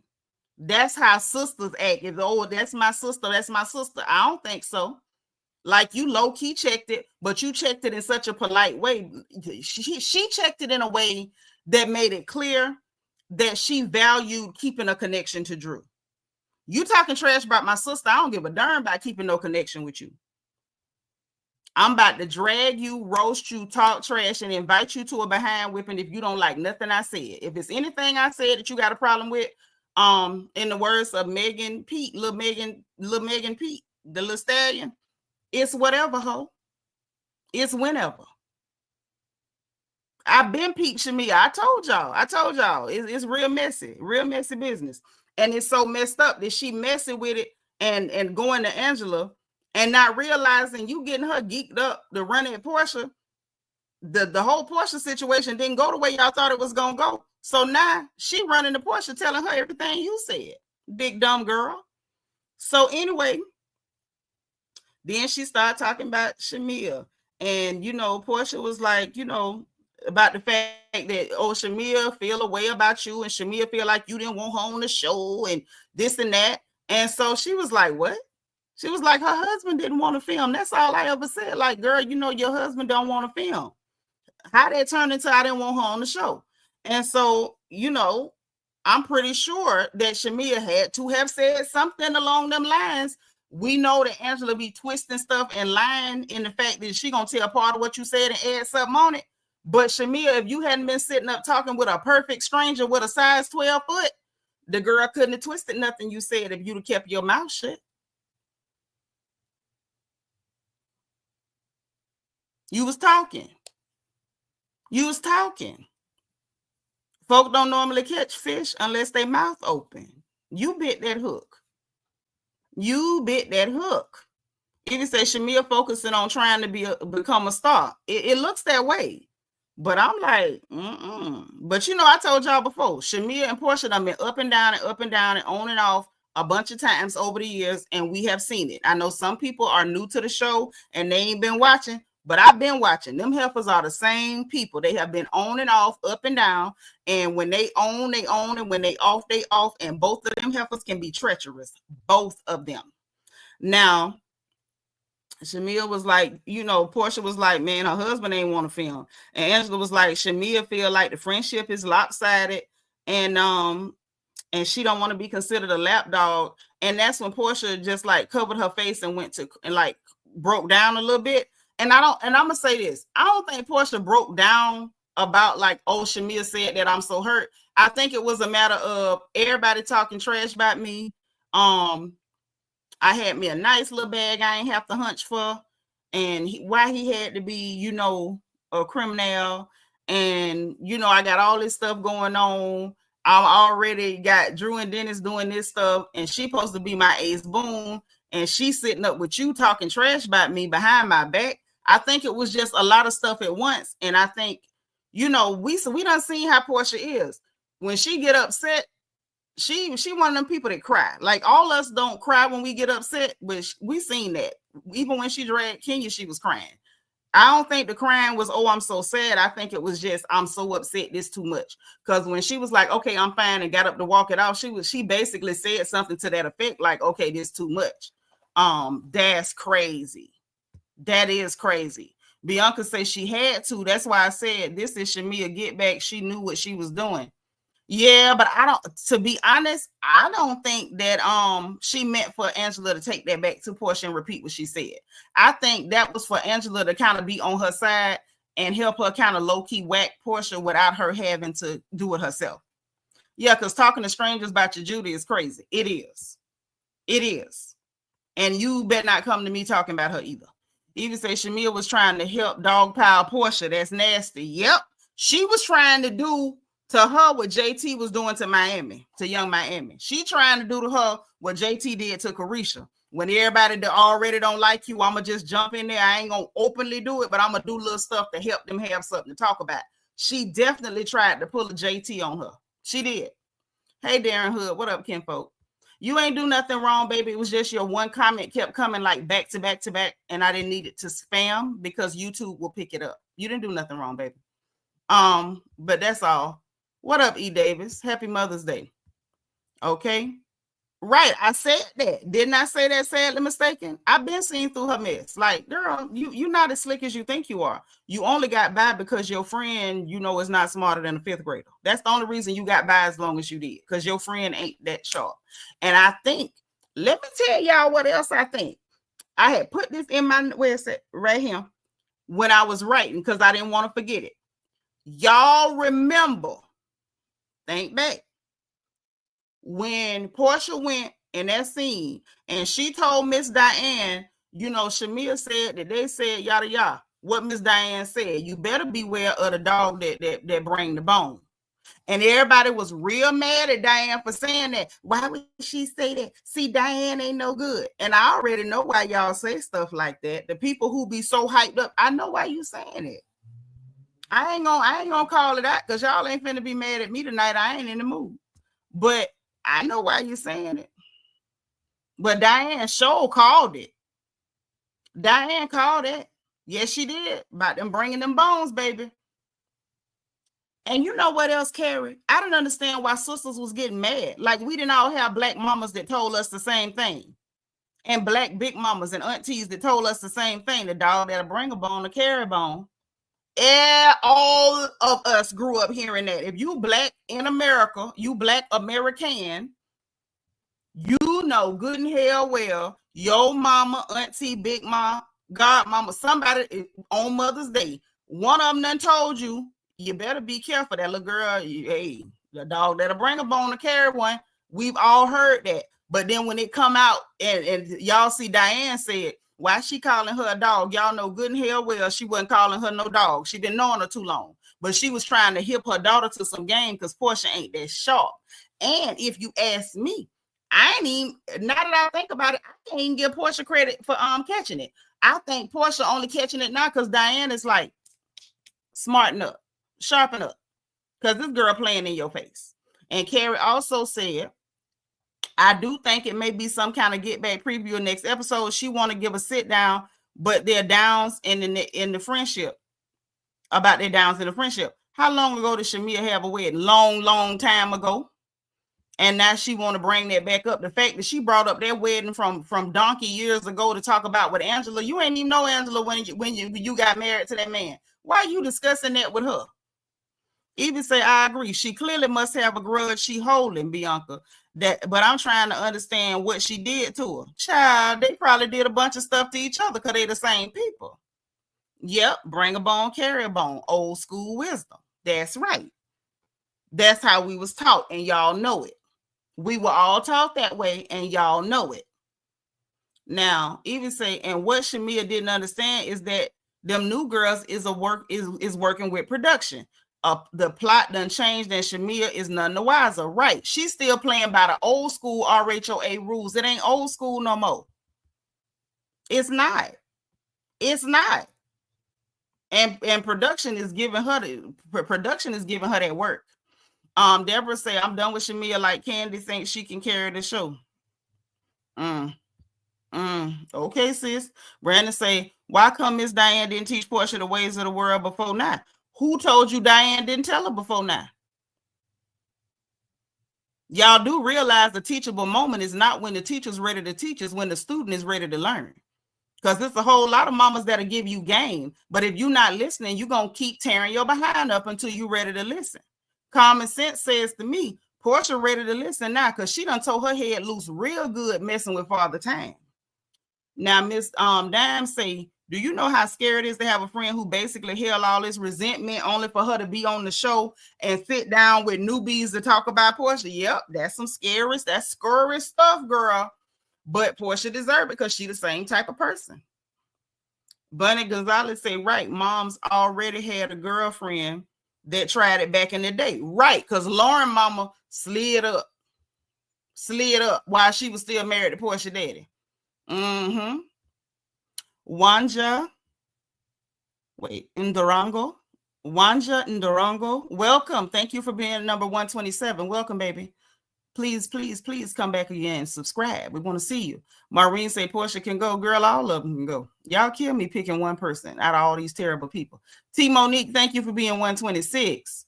Okay, so let me get back to the notes. Okay.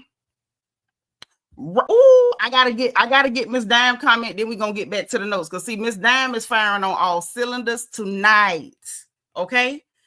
Miss Dime said Shamea feels comfortable enough because Porsha was beefing with Angela, and in the beginning, Kelli, I think Shamea was hoping to be the one everybody goes to about Porsha. Because remember that night at the bank, that's when Porsha was acting weird with Shamea. Porsha might have already had seen something because she was being real extra. And y'all remember, I was like, why is she like, is that you? And talking over the girl music and stuff. Baby, that mess been brewing. It's been brewing. Thank you. I try my best. I try not to mess up anybody's name. We got to be fair, right? Even say, but okay. Yeah, to be fake that long is really, really unhinged. Hey, Camille Fun. New Deal, New Me. Say yes for the natural pretty hair. Thank you. And OMG, I need Nene and Kenya to come back. They are the only two main character with main character energy. I kind of agree. I'm, even though to me, Kenya don't give me main character, but if she got a strong main character, she can return volley pretty decent. Deborah say Shamea wedding was 10 plus years ago. Yep, it's given.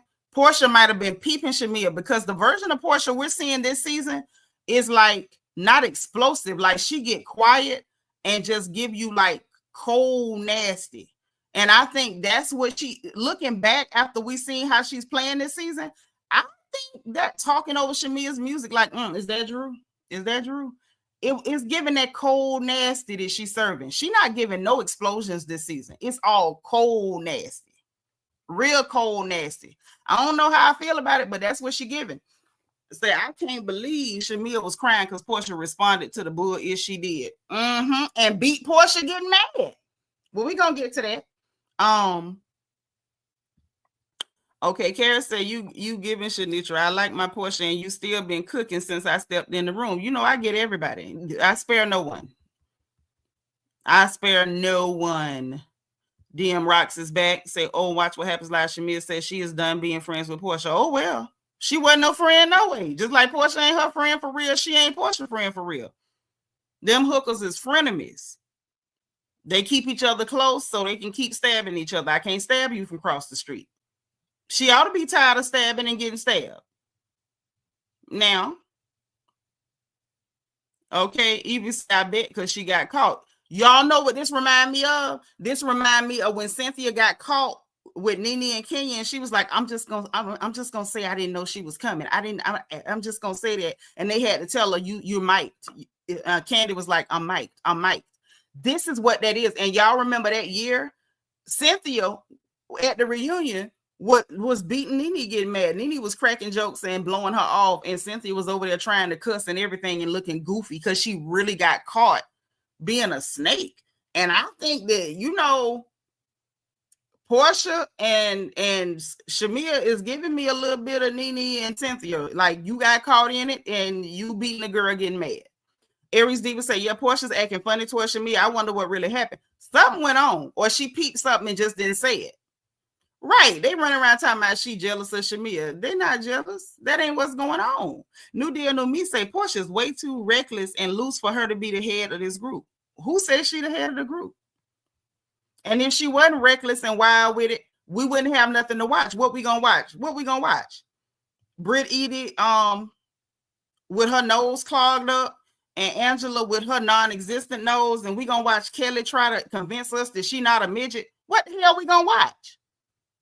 Y'all done already watched the girl with the nasal congestion get Kenya fired. Well, Kenya got herself fired, but provoked Kenya into getting herself fired.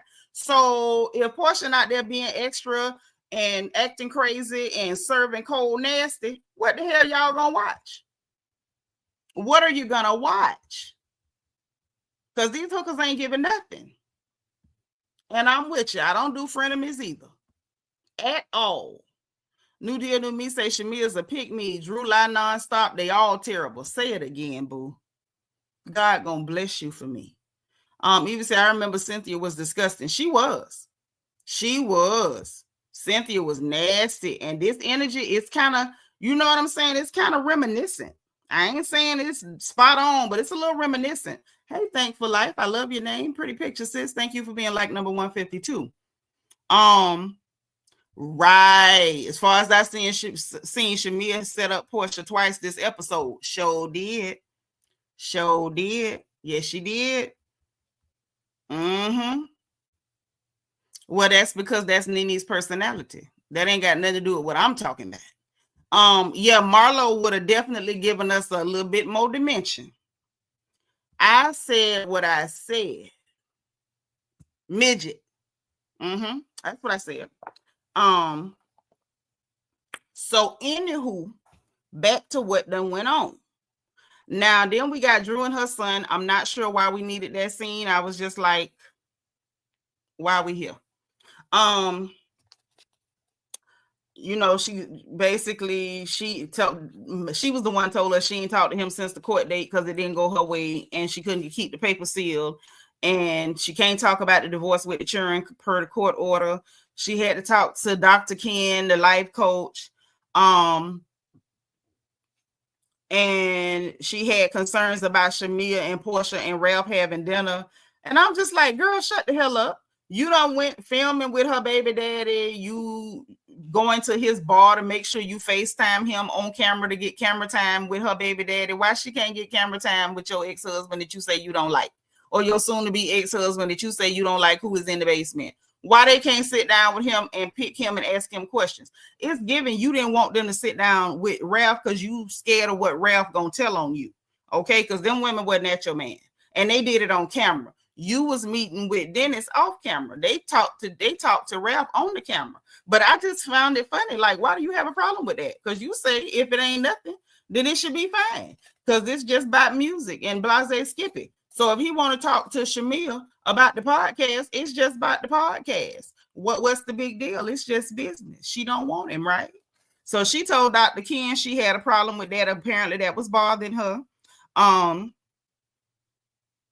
And then they mentioned about the podcast, I think in the confessional the producers did, and she pretended she didn't know he was doing a podcast. So however, and I'm like, girl, I'm so tired of Drew's lies. Tell more interesting lies, okay? At least when Mia Thornton tell us a lie, it's something fantastical and strange. You know, it'll wake you up. If you getting sleepy, Mia start telling lies, you know, it'll wake you up. You know it's a lie. But it's like, all right, Mia, okay, somebody gave you thousands of dollars to put your big old foot in their chest. Okay, fine, Mia, if that's what you said. But Drew just tell dumb lies. You know good and goddamn well that you know that man doing a podcast down there in that basement. You know that. Like, stop. Don't piss me off. Then she repeats what we find out Angela told her what Porsha said, which that was the whole purpose for Angela to tell her what Porsha said about the screenshot that Dennis sent. And she's like, I don't know why Dennis would do that. And you know, that music was her safe place, and she felt like Dennis was supporting her dream and they was building something. And I'm like, girl, look at your words. Supporting your dream as what? Your daddy, your uncle, Daddy Warbucks, your fairy godmama, your new. Like what is he supposed to be supporting your dreams and building something? We building something, and I don't know why Dennis would do that. Cause he a man and men can't be trusted. It's looking like that man done linked up with your soon-to-be ex-man, and they done decided they finna slide you up under the bus. If Porsha hadn't been in such a foul mood at that dinner, Ralph was really about to slide you up under the bus. Lord, Carrie ain't playing no game. She say she's sure that Drew is getting Google alerts for Ralph. Probably so. But look, yes, supporting my dreams and building something. And the music was my safe place. And now all the drama with my friend group, it's all running together. You wanted drama with your friend group, didn't you? What, it's not going the way you thought because the men turned on you because men can't be trusted. Drew, if you wasn't so slow, you would have already knew not to trust no man with your stupid self. So now these men done linked up and decided to throw you under the bus, bag and baggage. Now you talking about you just got to figure it out. It's all running together. You wanted it to run together because if not, why else play the game with Dennis and do, the filming time, and then I'm going to try to do a photo shoot for your company behind your back like I'm an employee and not just a regular old brand ambassador. You did all that stuff because you wanted it to run together. You wanted this to be your storyline. That girl just didn't give you the energy you was looking for. Now you talking about y'all was supposed to be building something and you thought he was supporting your dreams. That man ain't your husband. That's Ralph. Heifer. Anyway, but she was like, he's my everything, my support, my reason for living, the air that I breathe, the wind beneath my wings and all that. So yeah, there you go. So then we get to Porsha's event. Now she got Lauren and her cousin Londa there. Y'all know Londa is her cousin that was on her show. She was a little messy on the show, but y'all know she has since gone on. So it was kind of, solemn. I won't say sad because I can't be sad about people I don't really know and don't, what I'm saying? We didn't know enough about Londa, I think, to really be sad like that. But it was kind of solemn to see her on the screen and we know that she's gone. Shout out to their family. I'm sure, they still going through that. Anywho, they setting up and they getting robes for everybody in this a Pampered by Porsha event where she could sell them sheets. I might get a pair of them sheets, just see what they do. They are reasonably priced, and y'all know I do believe in supporting the sisters. Speaking of support, I saw people like Jasmine Brand going around still saying that Kenya's salon is closed, and there were people literally in the comments telling her to stop lying because some of them had actually gone to the salon and gotten services. They're just not open every day because apparently they don't have the clientele to support them sitting open every day. And I think that's not cool either. Stop trying to crap on other sisters' businesses. I want all the sisters to make money. You know what I'm saying? I don't eat pancakes or waffles, but if I did, I would buy some of Kelli's, some of Bilbo bag and syrup. I would. I believe in supporting sisters. If you out here hustling, getting your cash, may the Lord bless your hustle.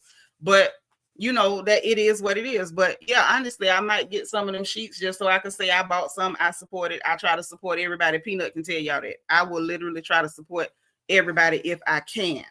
Okay. Bianca, put the Discord link in the chat where Miss Dime can jump in there. Anybody else who want to jump in there with us, jump on in there now. So they was doing that. Brit in the car with Kelli. They talking about her sister and her husband and all that. And I don't care. I really don't care. Apparently they sat down and talked and now they're going to be okay, but I really don't care. Ashley say Michael is buying some of them sheets. Shout out to Michael. Support sisters when they hustle. Discord, it's an app, but we all be in there talking. Hopefully, I think Bianca might be trying to get the link so she can put it in the chat. All you got to do is tap it and join the link. Make sure you got the app on your phone. Carrie say Kenya say she is smart, but why build outside the city? Who does she think her clientele is? Well, if she's in Chamblee, that's still enough people. You know what I'm saying? You just got to build up clientele. Very few people open a new salon and people just beating down the doors. You got to build clientele. Ain't nothing wrong with Chamblee. My sister was out there in Chamblee, right off Buford Highway. Nothing wrong with Chamblee. Plenty of business, plenty of black folks, plenty of sisters with hair in Chamblee. and it's not that deep, because a lot of stuff you want to do in Atlanta, you're going to drive anyway, because everything's spread out. So it is what it is, right? But the people that's, you know, going online trying to say, oh, it's closed, you might be discouraging somebody that would have done it to, you know, from even trying to contact, because you spreading that the people business closed. Like, that's not cool, like straight up. But anyway, so they talking about the sister, and the husband, they done talked and they trying to work it out. She gonna come by the house. Not sure why we should care. Drew arrived and was like, and I was like, why are you even there? And then she was like, well, I got invited, so I'm gonna come see what's up. And that's all I could say. I would be more nice, but I'm not fake. So why come at all? Stay home. Bubble Guppy. Who made you come out? She gave you the invitation because she don't have an issue with you. Her issue is with Mr. Hot Dog Man. So be cordial, come out and be normal. Stop being a weirdo. Stop looking for a moment with Porsha. Just quit being a weirdo. Porsha was just like, I don't want to argue with her no more. I ain't got it in me. We could just move on and be cordial. I don't really want to go back and forth with somebody that believe the lies she telling, you know, that's dedicated to the lies she telling or whatever. Brit and Kelli show up, both of them flirting with the little young boy that Porsha had out front. And I'm like, y'all doing this in front of camera. You know, Kelli is about to get divorced. And Brit, I know your man do some strange things, so that brother said, but I'm not sure you should be doing that in front of a camera. Why you want proof that you flirting with men in front of the camera, right? I don't know. Anyway, I just thought it was strange. Why do it in front of a camera? Then they had massages, which I thought that was a nice thing. And then she did boudoir photos for them so they could take them home to their men's and stuff. And I thought that was nice. You know, in my opinion, that's a bit of a lost art. You know, it used to be kind of common. You would hear about ladies doing boudoir photos for their husbands and stuff. I don't think ladies do that very much anymore. I think some ladies, of course, still do, but not as much as they used to. So I thought that was a very cute touch that she had robes for them and they could get their little boudoir photos and stuff. They say, Drew silly. Why did she turn up to moan in confessionals? Right. Just stay home with your lackluster self. Sat up there and gave a whole bunch of nothing. And then she's all in the confessional complaining because everybody taking pictures, and she was there at the event trying to, like, begging for attention, begging to be relevant, talking to cheekbones like, is this like brand ambassadorship? Are we selling this? No, ho, it's an event. So she actually had something going on. Why don't you give us an event? Any event, something interesting, and try not to do the exact same thing. Like, try not to do an event, call it Drop It with Drew, and then you got Drew's drop down to the floor robes, and instead of boudoir photos, y'all gonna do liquor store photos. Like, don't try to give us the knockoff. Give us an event that's different, okay? Don't do one we already seen, Drew. Do something else. Instead of complaining and still talking, she was like, well, they cancel mine. I don't want to sell nothing. I think that she got us selling stuff. It's an event for her product. It's an event for her business. It's kind of what happens when it's an event for a business, right? You could have stayed home, or at least, you know, the part of your home that's not the basement. You could have just stayed there. And Carrie, I agree. They did look lovely. All the ladies look very nice. Bunny said, yeah, the boudoir photos were nice. They were. They really were. And I like it. I like that they did that. That was cool or whatever. I think they all look nice. Well, I might be pushing it with all. But I digress. Then Porsha and Shamea took a picture together. They did like a duo picture, but you could tell there was tension there. It was tension there.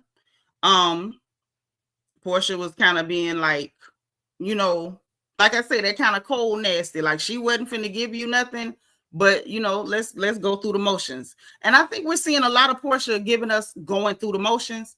But, you know, I don't know. I can't tell you how to feel. Like, if this is the version of you we getting this time, at least she consistent, because we getting a lot of cold, nasty.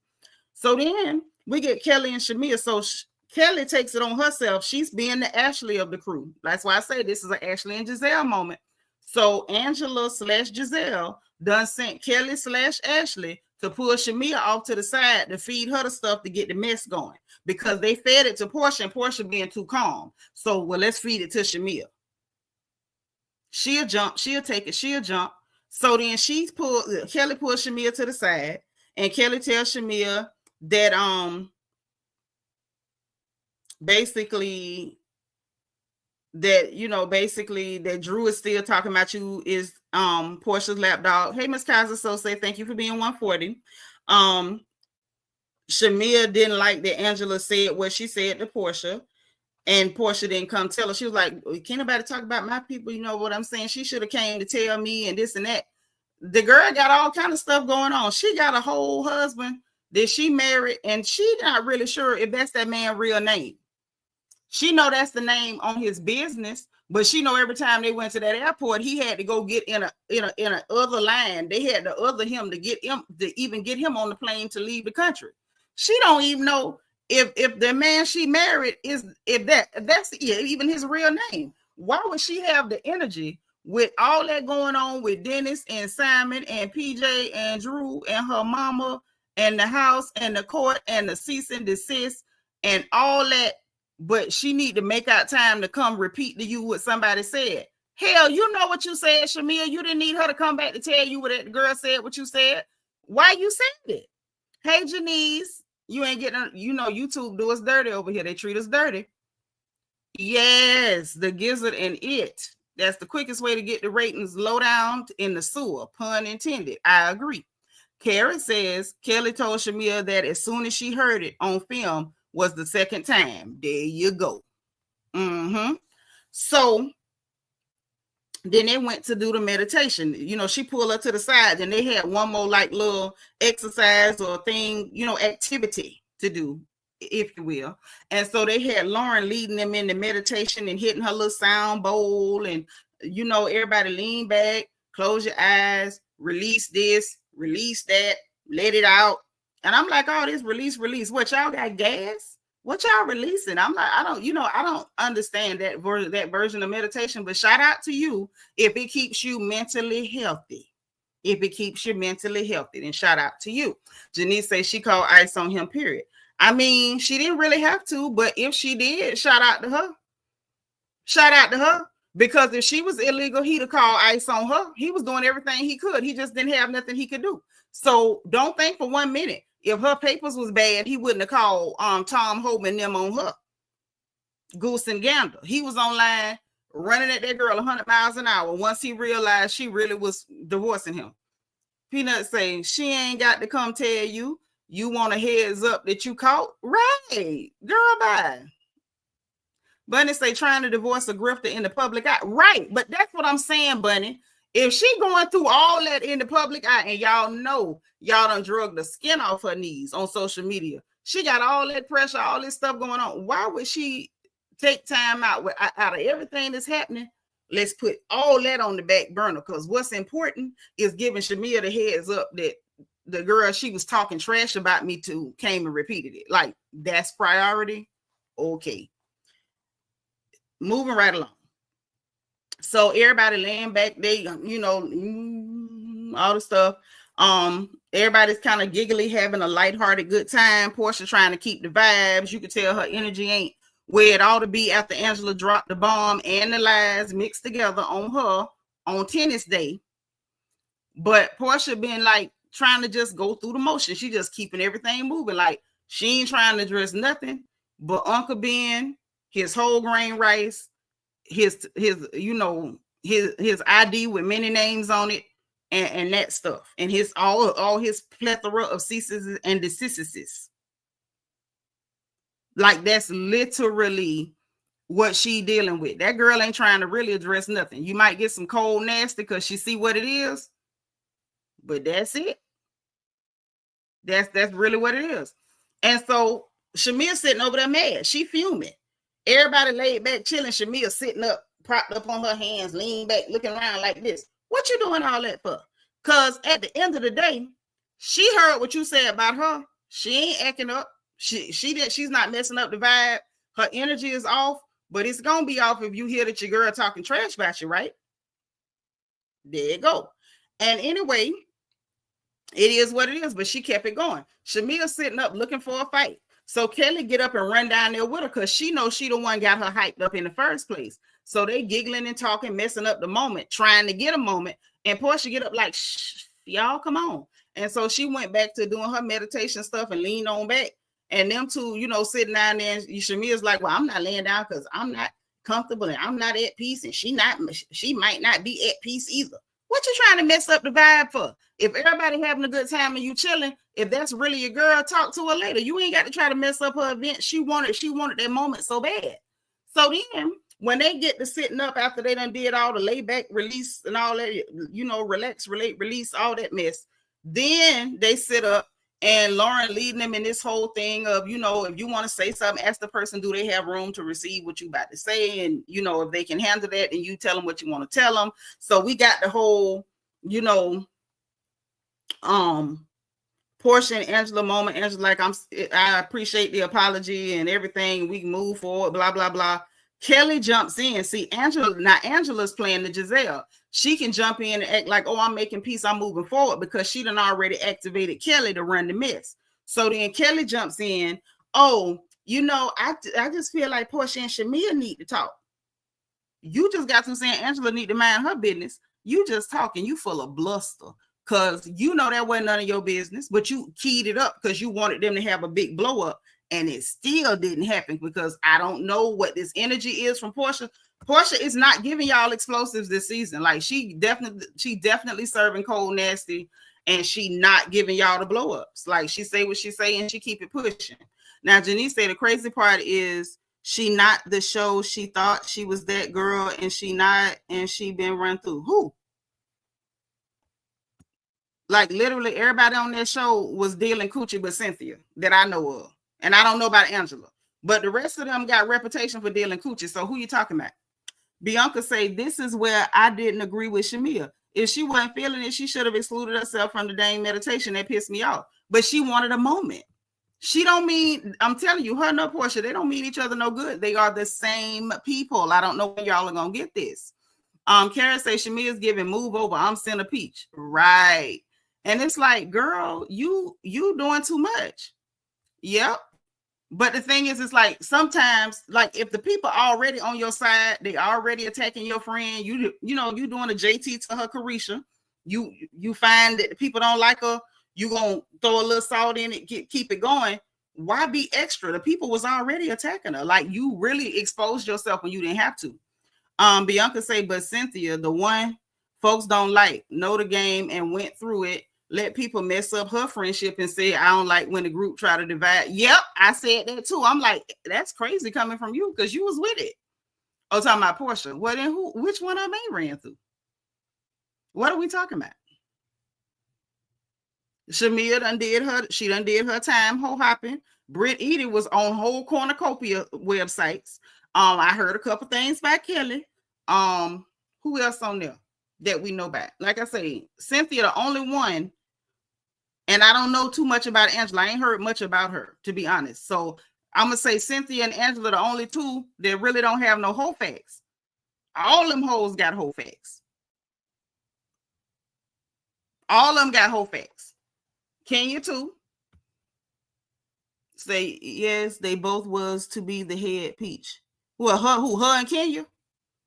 I mean, could be because they were the ones who had been on there the longest. They were supposed to anchor the show, and you know, neither one of them could anchor. Right, she acting guilty. All she had to do was lean back because the crowd was already on Porsha neck. All she had to do, but it's like sometimes you can do too much, and then now people are seeing you when most people, like I saw her, but most people didn't. And I think by her giving it that much, now people who were not smart enough to see you before, they see you now because you like making them see you. I don't know why Shamea gave us that much, but she gave us a lot. So they went to talking or whatever, and the conversation was weird. The conversation between not even conversation. This back and forth between Shamea and Porsha was weird. I was just sitting there like, what am I looking at? What am I seeing? It gave, she knew Porsha knew, and I think she felt played because Porsha didn't let her know she knew. Does that make sense, y'all? If it do, let me know. If it don't, let me know. I just want to know. Because it felt like she felt played because, oh, you know what I said and you ain't even come tell me. You didn't run it to me. You didn't say, oh, I ain't finna believe her over you. She didn't say nothing. She just took it and ran, like, let it go. Okay, Bunny, get what I'm trying to say. Because I've had people do that to me. Like, they'll do something messed up. And I told y'all since way back in 2021 when I started, if you did something messed up and you wondering if I know, assume I do. Because 9 times out of 10, if I know, I'm not going to say nothing to you. I'm going to let you keep hanging yourself. I won't say a word. And those of y'all who've been around for a while, I'm not lying. I will let you just dig that hole deeper and deeper. Janice say, very strange. She know what's going on. Right. Okay. And I've had people get really mad at me, but it's like when they get mad about stuff like that, it's like they don't know how to tell you what they're mad about, because they know if they say what they really mad about, it's going to sound crazy. So it just starts sounding wild. How you doing, Anna? Brisha says Shamea had pent up animosity, but from what? I think it may have been a little bit of that, Breach, but I think the biggest part is, see, this why I don't like you, because you knew, but you ain't say nothing, and you let me walk around smiling and grinning, and you know something I don't know. Meanwhile, you knew something she didn't know, because you knew you had been talking about her to Angela, and she sure didn't know. Bunny say, right, the Holy Spirit always tells me I just lean back and let it unfold. Yeah, let it play. Let the music play. So I kind of wish Black people need Clock Bravo rather than the woman. Retype that, because normally I can figure it out, but I can't get that one. Type it one more time for me. Bree said, of course Porsha knew. The girls gossip. Shamea being delusional. Right. So this back and forth. Porsha was just like hey, well, actually Kelli started, was like, well, Shamea feels like that you don't let her shine like she need to shine because you overshadowing her. However she tried to put it, that stupid crap that Angela fed her. And so Porsha was about to respond to that, and Shamea was like, well, basically, who said that? Because I didn't say that. Which she may not have said that. That's their interpretation of it. But that's what happens when you go to talking trash. People can interpret it however. You had to open your mouth first to get, you know what I'm saying, to get the ball rolling. My thing is, however you feel, stand on it. If I said it, as we saying down in the country, if I can chew my tobacco once, I can chew it twice. I'm not going to say nothing and you come back. It may be something I thought and said in a moment that I didn't remember to say to you. But if you come to me and say, well, did you say X, Y, and Z? Oh, shoot, I did say that. And you know what? I said that because of this, and this. Ain't no point in being mad because somebody repeated what you said. If it's real, repeat it. That's my thing with Shamea. If you feel a way, say that. Say that. Even if it's a matter of, okay, I was talking trash. I felt like X, Y, and Z. You was talking over my music. So I sat down with Angela at dinner. I said, yada, yada, yada. Okay, I said it. And right now, in this moment that we're talking about, if she feel like you heard about it and wouldn't even say nothing, then say that. And, it further frustrated me that you heard that I said something. And, I normally have your back, even whether it's true or not. This is how I feel. If this is really how she feel, she should have been like, well, I feel like I normally have your back. And if somebody come tell you I said something, you should have at least came to me for clarification or to make sure it was true before you just moved on it. Just say it. It's like, what are you doing? What are you doing? Like, Shamea, no, this ain't it, boo. This ain't it. So anyway, and she was like, she didn't say that. And then Porsha was like, yep. And she told me that you told her that I didn't want you on the show. And she was like, and that's not what happened. And so Shamea was like, yeah, you already know. We talked about that and you showed me the screenshots. You showed me the proof that you never said nothing like that. But the problem is, why does Angela know anything about it? Think about that, y'all. If you can sit there in that moment when you in front of your friend playing my favorite game, Who's the Liar, and your friend bring it up because she know it's bull crap, and you can recite it to her chapter and verse that you might have heard that, and we know who she heard it from, good old Candy. And then she show you text messages and you see the proof, and you know that it's legit because you telling her, well, you already showed me the proof that that's not what you said and blase squaze. Why would you even be talking about that to Angela?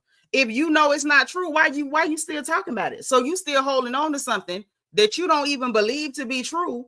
You don't even want to repeat it in front of her because you know y'all already proved that not to be true. Why was you talking about that to Angela in the first place? Shamea, you made yourself look crazy.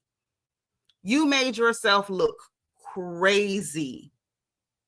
You and Angela sat down and y'all was gonna bond because Porsha played with Angela and was like, I heard something about Charles, and then she talked over your music. So you was like, oh, we gonna sit down and we gonna drag and talk about Porsha, and then it's gonna be my ace boom coon, and you know, I'm gonna help them dog pile on Porsha. If that's how you felt, then say that. I don't understand. Don't throw the rock and hide your hand. Throw the rock and then do the shuffle. Let them celebrate a little bit after you throw it. Don't hide your hand. Even say Shamea should be mad at the people repeating after her poorly, right? Or be mad at yourself for not being real. Because I would be pissed with myself if I was for any reason biting my tongue about another heifer. We both bleed every month. You ain't no better than me. If I feel it and I want to say it, I'm gonna say it. And what you gonna do? Bianca say Miss Dime because they love to miss and felt like it would prolong the beef because Phaedra is the reason for Shamea and Porsha downfall in the first place. I don't think that was their first time falling out, but that was a big one. Yep, Shamea showing she had bad intentions from the jump. It's crazy. It looked crazy. Then Porsha was like, basically, it was funny to see Porsha have more sense than Shamea in this weird moment, because then she looked at Angela and like, and why do you feel the need to try to attack our friendship? Like, what's your investment? Why are you so into this? And whatever. And she was like, oh, because of this and because of that. And about, she said that you didn't go to her wedding and she was real hurt by that. And so Porsha was like, girl, basically, like I told y'all, them two girls done been up and down, off and on. And we were not that close at that time. And she went to the traditional marriage, but she did not go to Kenya to the wedding in Kenya because there was more than one wedding. She went to the one in the States. She did not fly over there to go to the one in Kenya or whatever. And she was like, and so then you got Shamea like, that ain't what you said. You said because you couldn't sit in some, and it was like, who cares what was said at the moment? Y'all know y'all were not in a good place, and y'all been doing this off again, on again, friend again, not friend again. And let me tell y'all something else. Ladies, stop doing that. Let me put the StreamYard in the chat because I want to hear what y'all got to say about all this. But let me just tell y'all this, okay? This is from Auntie to you for free. Stop doing that. Unless you date women, stop hanging out with women that you fall out with. If you fall out with a woman, stay fell out. Let me say this again, because I feel like my spidey senses, my nigga spidey senses is telling me some of y'all need this message. If you fall out with a heifer, stay fell out. You don't fall out with a woman, fight, and then, oh, let's make up. Fall out with a woman, fight, oh, let's make up. Unless you date women. Now, if you date women, then okay, run that. You ain't supposed to be doing breakups to makeups with nobody but who you date, men. You ain't supposed to be doing that with women, because once you fall out with a woman, she just like you. And you know how we are. We hold stuff. We internalize stuff. We be cool, but we still be counting. If you fall out with another woman as a woman, stay fell out. Leave that mess alone. If y'all don't go together, what you doing? What are you doing? And stop doing it. Miss Dime, you got to give them permission for the microphone and the camera. When they ask for permission, that's any of y'all. If y'all hit the StreamYard, when they ask for permission to access the microphone and the camera, please say allow. And then once you get over here with me, you can turn the camera off or whatever. But you have to allow it. Because I'm seeing Miss Dime in the back, but I can't pull her up because she's not connected her microphone and camera. It won't let me pull you up. Okay? Right. The friendship ain't never the same. If I fall out with you, you staying out. And I mean staying out. Don't come back talking about, oh, I'm sorry. And, I was going through. It don't matter what you're going through. God bless you and get the hell on. I don't do that off again, on again with women. I don't date women. I can't do nothing with a woman. And I mean nothing. But maybe I can do your hair and make you a dress or something. But all that off again, on again, y'all better stop that mess. It ain't supposed to be like that. Kara say, don't do it with the people you date either. I'm with you. It's not smart to do it with the people you date. Hey, Miss Dime. But at the same time, if you gonna play that game with anybody, let it be the people you date. Don't let it be another woman. Because you know how we are as women. We are treacherous and rough. And why you want to be going back and forth with something just as treacherous as you? For what? Yeah, friendship supposed to be easy. I ain't dating you. The hell I look like bickering and quarreling with you. That's crazy. Hey, Miss Dime, how you doing, girl? Hi. Welcome. Oh my God, you can hear me. I sure can. Oh my God. Well, how you been doing? Nothing. I've just been listening to you, to be honest. Oh, are you from the UK? Yes. Child, y'all's accents are so cute. That's so nice. Yeah, I'm from London. All right, girl. You know we have Vet. Vet is from Birmingham, but she's from the UK. And then we have Emma Crawford. I think it's her name. She's also we got a few girls from the UK that come and hang out with us. Yeah, yeah. We're a big fan of Real Housewives of Atlanta. Uh-huh. But The very last point that I wanted to make, because I want your opinion on this too. When Cynthia said, I hate when the circle breaks up friendships. Girl, did you gag? Because I did. Yes, I did. I think the problem with Cynthia is I think she's a grown woman, but at the same time, her journey is actually quite shocking because I feel like she doesn't care about friendship at all. No. Because if she did, she would have made up with Nene 8 years ago. Yep. You know, I don't think she's there. I think there's some women in. I think I can appreciate when people are in it for the money, and I can honestly say I don't think Cynthia truly understands any of these women. She enjoys their company, but I don't think that she's a true friend to any of them. Right, that's true. I totally agree with that. The only thing I would say that's different, she should have never fell out with Nene. Nene didn't do nothing to that girl. You fell out with her because it benefited her at the time. Like, she's an opportunist. She's not a good person. Yeah. And I peeped her a long time ago. Time ago. You know, so funny. 10 years ago, we kind of looked at Nene like the crazy one. No, we didn't.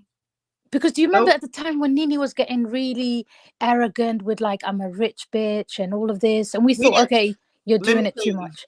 Miss Dime, let me tell you something. Over here, most of us can relate to Nene. Okay, that's a Black American thing. We didn't have no problem with Nene. Right. We were actually looking at other people who had a problem, like, what's the problem? We didn't see it. Most of us saw no problem with Nene, because I don't think any of us took it as arrogance. I think, like, for us, that's a matter of popping it. If you know that you doing your thing, you're hustling, you making your money, you know, you popping it, you popping your collar, you popping your stuff. We have a right to pop it. If you doing your thing, if I'm hustling, I'm gonna pop it. I'm gonna pop it. I'm a designer. I've been designing and making clothes longer than some of y'all been alive. And when I get to talking about who I am on that needle and thread, baby, I pop it. I talk trash. That's what you're supposed to do. Yeah. That's legit what you're supposed to do. So there was nothing. I didn't have a problem with that. Some of us saw Cynthia back then. A lot of people fell for Cynthia's sugary sweet, I'm so nice. And so because Nene is the person that's outspoken, it's easy to, let's paint her as the villain. But I think most sisters over here in the States, we know what that feels like, because a lot of us get painted as villains because we don't bite our tongue. Right. So a lot of us kind of knew what we was looking at. But in the long run, knowing what we know now from reality TV shows, why is it that Black folks are not realizing that, hey, 10 years in, you should be knowing how to play the game now? Well, you got to look at, a lot of these people are not 10 years in. A lot of the girls who were there 10 years ago are no longer there. So what we got now is a lot of manufactured moments. We got production overproducing and telling people to do stuff to stir the pot. And that's why stuff ends up looking crazy, because production is overproducing. They're not allowing reality to happen. Some stuff has to be real. And no, but why don't they stick up for each other? So at the time, because they're allowing production to tell them what to do. They're not going to stick. But we're talking about 10 Black women on one reality TV show, right? Porsha was this close to getting kicked out had it not been for Nene and Candy sticking up for her, right? That's the only reason she came back the following year, because they thought, okay, right. no, Kenya kept on using weapons, whatever. So they fought for her, right? Well, that was the second. That you're mixing up the two times. Kenya and not Kenya, but Candy and Nene talked up for her after her first season because they did not fight her first season. The first season they brought Porsha and Kenya on, they were not going to bring Candy back. I mean, not Candy. They were not going to bring Porsha back. They thought it wasn't going to work. She wasn't a good fit. And at that point, Candy and Nene talked up and was like, no, bring her back. She's good for the show. The second time when she drugged Kenya off that couch by her head, Nene was the person who talked up. Candy did not talk up for her. Nene talked up for her on the second time. That's why I look at how she treated Nene as absolutely disgusting, because this lady didn't go to bat for you once. She went to bat for you twice. And the second time, Lanithia actually had to tell them people like, well, if y'all do that, then I'm going to go. Like she had to kind of she had to lean her whole weight on it to keep you on that show. And Kenya was pissed, but Nene held her there because Nene had that much value. So when she flipped on Nene and lied on her, matter of fact, I'm skipping before the lie. When she sat down with Candy and them, and if Candy is to be believed, Candy said Porsha was the main one rallying them and telling them, oh, let's all get together and not film with Nene. And then once Nene was there, she ran to Nene. Oh, I missed you. It's been so hard without you. And Candy was pissed because she was like, you were the one telling us don't film with Nene. And then Nene, embraced her again, like the nut job she is. I love Nene, but Nene pissed me off with that forgiving people. I don't do all that forgiving stuff. And then for all of them to wait until Greg was dying from colon cancer to lie on Nene in her own house and pretend like Nene attacked her. Like, I thought Portia's gross. Like, I'm telling you, she's a pretty girl, but she pissed me off with that. And so it just kind of is what it is. But you're looking at the fact of Porsha does know the show. And I think the difference that we're getting is that Shamea has been a friend of, and this is her first time being full-time. And the gag is going from friend to full-time is two different roles. I don't think Shamea knew how dirty production played, and production played the piss out of her. Porsha is actually kind of chilling. Like, everybody is begging for a Porsha moment, and I don't understand why. Porsha has never, I won't say never, Ms. Dime, but Porsha has not been the person to like consistently give us big moments.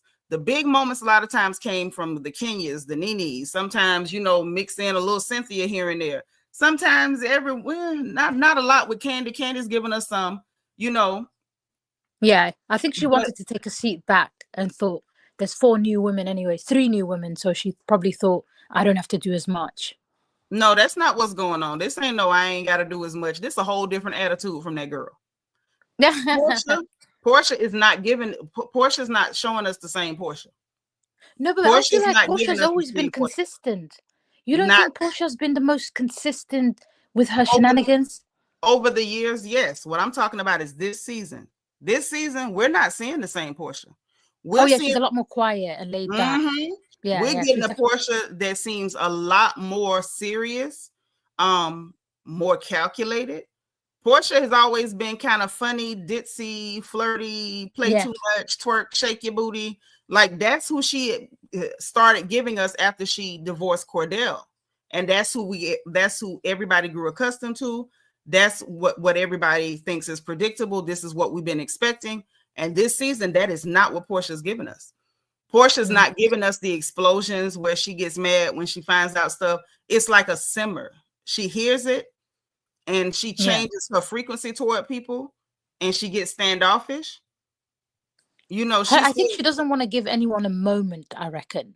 She's not going to give it to you. And I think and I think you're onto something. She don't want to give them a moment at her expense.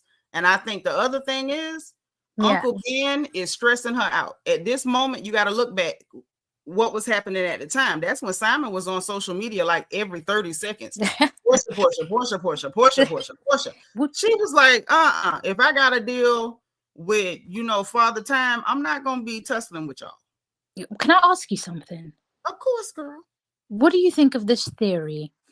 When Shamea approached Porsha about what Kelli said on episode 1, right? Don't you think it was interesting that Porsha went out of her way to have dinner with Kelli and get to know her? No. She's making these strategic moves, like she doesn't want any problems with these people. Does that make sense? I didn't get that from that, but I can see your point of view. Because I felt like when Kelli, I felt like Kelli got off very easy for someone that called her out. But what did she really call her out for? All she did was come in and be loud and make herself look silly. And say, we all want to know why you took your woman husband. Yeah, like, Kelli, I would have expected Porsha to go in on her, but this girl ended up inviting her over to dinner. Let's talk about this. And then she said, well, Shamea didn't tell me like that. It's almost like she's doing this because she doesn't want to create too many enemies. That's what you think? Yeah, I thought, why would you? I thought it was strange. Like, why are you bringing Shamea up second time? You know, Miss Diane saying the same thing. It's like almost like Porsha knows what she's doing with Shamea. It's like she has a bigger issue with Shamea than any other girl on there. I mean, it could be a little bit of that. There does seem to be some kind of underlying thing with Shamea, but I think Yvette is saying it. You know, our girl from Birmingham is keeping it real. Porsha understands how to play the game. And so that's what I see. I don't see like, oh, I don't want no problem. Porsha don't care nothing about problems. Porsha don't mind being a villain. Porsha don't care if y'all talk about her on social media. She's still counting. She's still folding money. But what's going on is when she brought Bilbo Baggins out to lunch, what she was doing was taking the bullets out her pistol. She took all of her ammo. At that point, now what you gonna shoot with? If you do anything after that on that track, you're gonna look stupid. Right. You're gonna look stupid. She took all the bullets. She took all her ammo.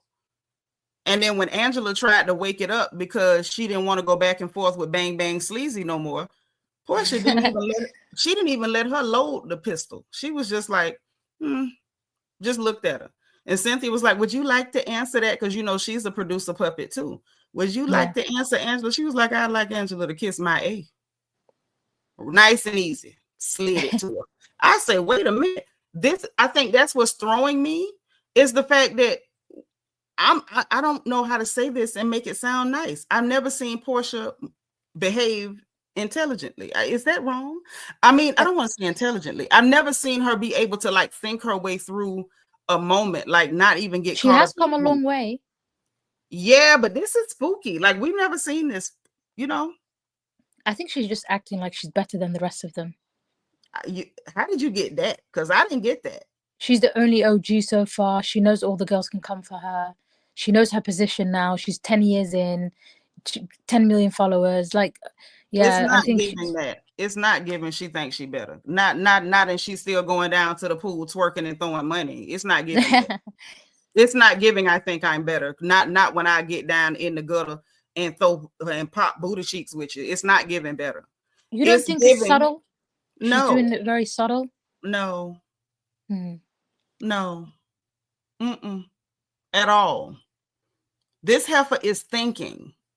And it's a little spooky. Because I mean, I think I can speak for a lot of us when I say we ain't really used to seeing Porsha thinking.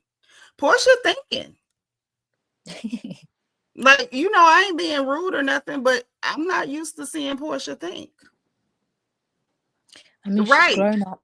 And look what Bianca said. Bianca said they want Porsha to get rah-rah, and she ain't doing it. I'm like, wow, when did Porsha start thinking? Bianca said, listen at her confessionals. She said she grown and will not do that. She get it now. Finally. Took her long enough. They all do. Look at Cynthia just now getting it. Yeah, that's crazy because Cynthia way older than Porsha. Hey, user 1236630.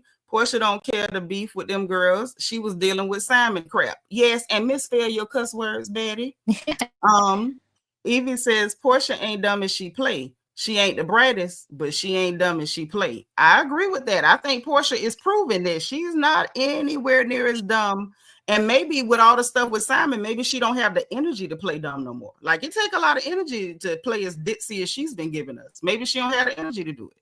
Because Simon was wearing her out on social media, just everyday harassment. It was like, yo, Uncle Ben, go color your gray hair or something.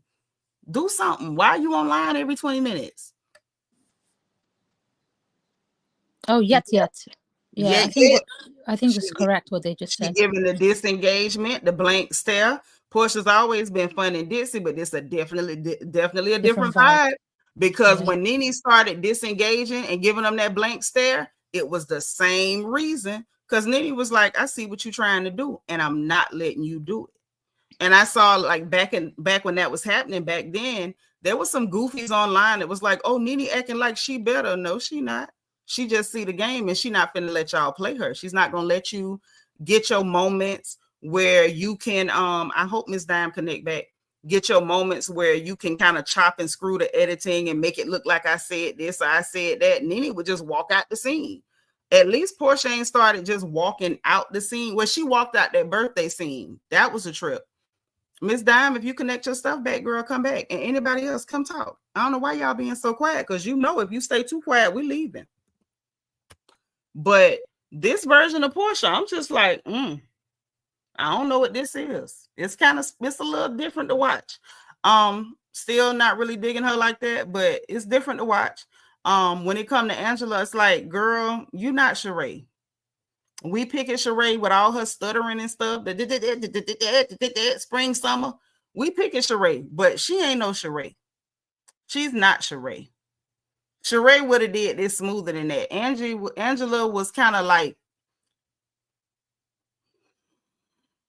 it was clumsy.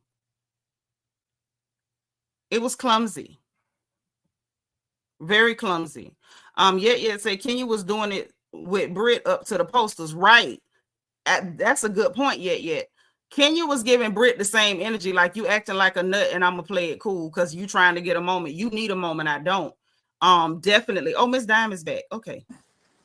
What do you think of Angela? Do you like Angela? No. Why? She's late. She's corny. Her reads are dated. Rehearsed. No, they're really just dated. No, they're really dated. Like she's saying old stuff that people have already said. Like it's dated. She's late. It's weird and hypocritical. Like I get that she's doing what production wants her to do, but she forgets, like in the middle of doing that, then people can do the same thing to you. It's just weird. It's just no. For first season, I'm quite surprised she's this fully invested. I don't know why. I think how long have you been watching the show? When Kenya first came on, she was fully invested. When Porsha first came on, she was invested. When Phaedra first came on, I know, but I find it interesting that people say that Brit is disgenuine when Angela gives me very much disgenuine. They're all disingenuine. But who's the worst? All of them. No, on this channel, because I forgot. Is this your first time here? Correct. Okay, so see, you don't know. Here's the gag over here. I don't like nobody. So there's people in the chat that like one person or the other person. The gag on this channel is that I really don't like nobody. I'm actually rooting for Brit. I'm not. I think there's more. I think there's more to that girl that's to come. I don't want to see more. We saw more on the cornucopia sites. Somebody sent me the link and I hit the link and I saw way more of her than I ever want to see again. I don't want to see more of her. No, I think she can bring it. Bring what? Because she ain't brought us nothing. So far, yeah. No, but then I expect that for stale gossip, cheap fashions, a bunch of lies, and her face looks like leather. She brought nothing. I don't like her at all. Do you reckon they hired the correct housewives? I think they hired people that they could manufacture stuff with. And I think they got Brit because they needed a hooker on the show.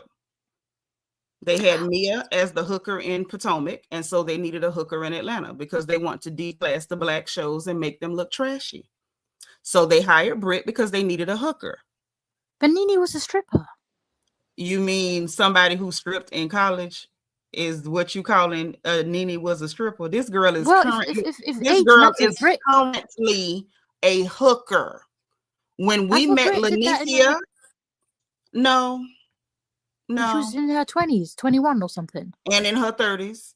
And recently, because Ming Lee got a video of her and her phone from a couple years ago at a party doing something so dirty that she said she could expose that. That girl is that doesn't make someone a hooker. If you selling it. Oh. She don't have no 501(c)(3). Her coochie is not for profit. She ain't getting no grants for that. She was selling it. Selling it. Hooker. I do believe she done some weird stuff in her past, but she's still doing it. And still doing it, because up to recently she was getting ready to be on a reality show for what was it, Evie? Is it not Playboy? Penthouse magazine. With Stevie J. With Stevie J, Sleezo, with a bunch of hoes, and she was gonna be the hoe wrangler. So we're not gonna talk about back a long time ago. That hoe ain't even old enough to be talking about a long time ago. When we met Lanithia was full grown with grown kids, a husband, and established. Bringing up what she did in college is goofy. This girl is currently a hoe. The link they sent me that I saw her on the cornucopia site, that was not from no 20s. Oh, so Kenya did get it from online then? Yeah, she did. Because it's online. Because people were able to send me the link, and all I had to do was click the link, and it was still there. Because Brit said she had it removed or something. But you can't have everything removed. You would have to know every single site it's on. We covered that. My video is still up. Oh, wow. It's quite impossible to have everything removed. You can scrub what you know about, but when you put that stuff out there, you don't know how many other places it's been distributed. And it was still out there because we were live on this channel, because all I do is live videos. And I clicked that link live on my phone just to confirm, and it was still there. Was it like pornographic or web chat? We can't say that word on YouTube. That's why I say that's why I say cornucopia. Oh, it was cornucopia. Oh, wow. Oh, she's gonna have a tough time on the show then. Right, because she's a hooker. Ooh. And no, I don't like that leather-faced hooker. I don't like her at all. Did she actually believe that was not going to come out? I wonder. Well, we know she's not smart because her mama let her be a video vixen in high school. So she might not be that bright. Yeah. Well, we know she's not. Yeah, that we do know. Threatening to shoot folks because they call you a peasant. Yeah, you're not smart. You're not smart. Can I ask you something? You're an American. Isn't it not normal to talk about guns over there anyways? Why was it such a big deal when Brit said it? Now, can I ask you a question? Yes. Just because you all know that our Constitution gives us a right to bear arms, and a lot of us bear arms, why do you think we just walk around talking about guns? The fact that we have them, we don't have to talk about them. Because every single show, majority of the shows, the girls always state, I have a gun, don't make me shoot, the B word. What do you mean, half the shows? What shows are you watching? Because I've never seen a show where black women are running around. I have a firearm. No, not just black women. I think all types of different women in America. I've never seen a show. Not the housewife. No, not the housewife. No. Right, not on Housewives, and I don't watch the sort of shows where women would be running around screaming that.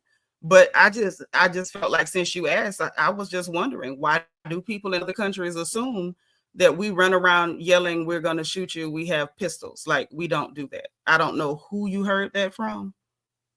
Maybe you should visit America, but we don't do that. And especially in the black community, because where we're from, you don't talk about it, you be about it. If you're gonna start finger popping, then you pull it and you pop. What are you talking for? Right. We don't talk about it. You don't make threats. Oh, that's just like we're taught. Backlash. Just like we're taught, you don't pull it out unless you're gonna shoot it. So we don't do that. So no, like, please go back and tell all your friends in the UK that whatever they've heard about America, somebody lied to y'all. Okay. Right. I hope that helps. Now, Peanut, what you got? Shamea is a sad joke. She's a sad joke. Because even amongst the ladies, why would you try to click up with Angela, who tried to call you Flavor Flav? Right. You're gonna try to click up with the colorist hoe? Yes. Really? The lady with the clitoris for a nose who called you a man because of your complexion. You know, put yourself in the corner. Clitoris for the nose is insane. My baby. Because you might need some help if your clitoris look like that. But anyhow.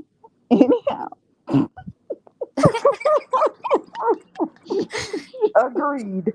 100%. I'm gonna be quiet because y'all be roasting me. I'm gonna stop talking. Y'all go ahead. That was like roasting you. Roasting you is crazy.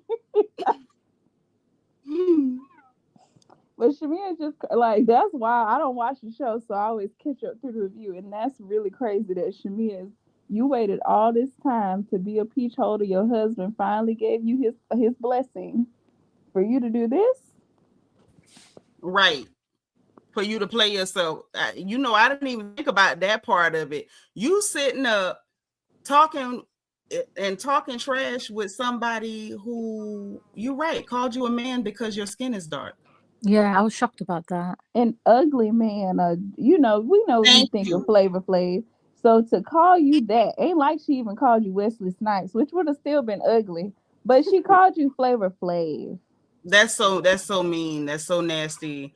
And don't get me wrong, we love Flav. Shout out to Flav. 911 is a joke in your town. But that wasn't cool. That wasn't cool at all. Because if somebody called her a man because her feet are the size of Shaquille O'Neal, she gonna cry. But you went to try to click up with her of all people. Because anybody is giving, while they want Porsha to be jealous of her for what I could never imagine. It's giving you got some jealousy toward Porsha, aside from whatever else you and Porsha got going on. Right. 100%. Yes. It's something going on now. I don't know what it is, but it's something. Yeah. It's not just Porsha. It's clearly Shamea as well. Not just Porsha. They want to be Porsha. But it's not just Porsha. Okay, Bianca, what you think about all this? I'm telling y'all, I think Shamea is trying to get her get back. Yeah. I honestly and truly do. From when she was so loyal and being called Portia's lapdog, and somebody said it in the chat about her and Cynthia, Shamea and Cynthia being called the lapdogs. So now they feel like they have to do more. I'm gonna do something nasty to you because people talking about me. Yeah. That's messed up. That means you wasn't a real friend. Listen, I'm not saying that it's right. No, I'm with you. I'm following you. I'm with you. So I'm just saying, I think that from when the Shamea got thrown into some BS and was like blind, like, what the hell I got to do with it? And Porsha like, real close. Didn't shut it off, didn't say anything. Shamea said, now that I have a full-time spot, let me tell how I felt about that situation. However, Shamea should have said it to Porsha on camera. Yeah. And told her how she felt on camera with Porsha, if that's the point she wanted to get across. Why in the hell you going to all these ladies and talking crap but to these ladies? But Bianca, I pointed out why she's doing it. She wants to be seen as this good loyal friend is just being drugged by the big mean Porsha. She wants to be able to like look like I'm defending Porsha, but low key I'm giving y'all the ammo to attack her too.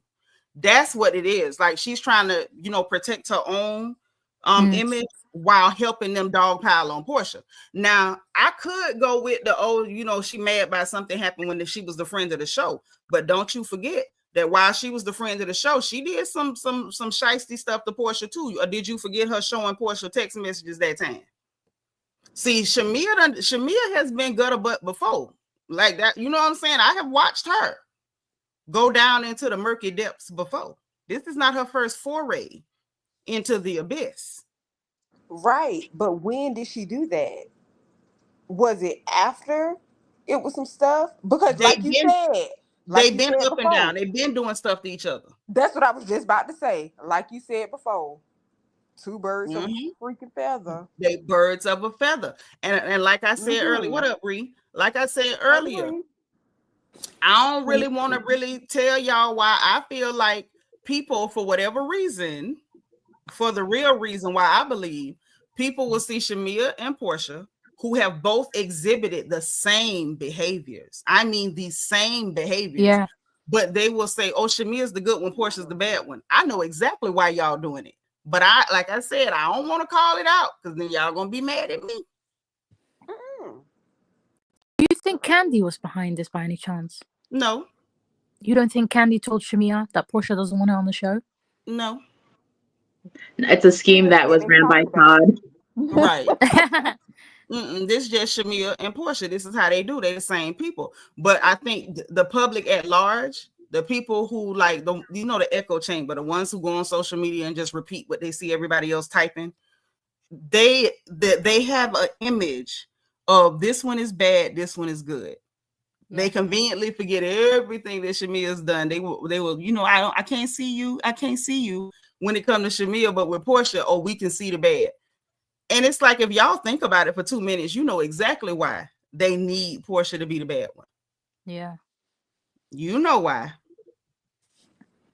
Girl, you gave me a whole new perspective tonight because I'm like, she is right. I had to go and think about when she would be talking to Candy and to Kenya and how everybody's like, Shamea is such a good friend and blah, blah, blah, blah, blah. And I'm like, told you. Wow. But then I had to also reflect on my own friendship. I'm like, yeah, I had some chicks that were like that too. Listen, let me tell you something. These old eyes, they don't fail me. I know what I'm seeing. Y'all better ask Peanut, ask Evie. She had some friends, and Peanut, didn't I tell you about some of your friends? Like, you're gonna have a problem with her. I could see it coming. No, bad. From the first meet. And I'm just like, what is... Tell them again, from the first time I would meet some of them girls, like, that ain't gonna work. You're gonna have a problem with her. Even some of them that seem cool in the beginning, they'll say one little thing off, and I'm like, you better back away from her. She about to be a problem. She gonna switch out on you. She gonna turn on you. That hoe gonna try you. Like, I would see it coming. I've always seen it coming.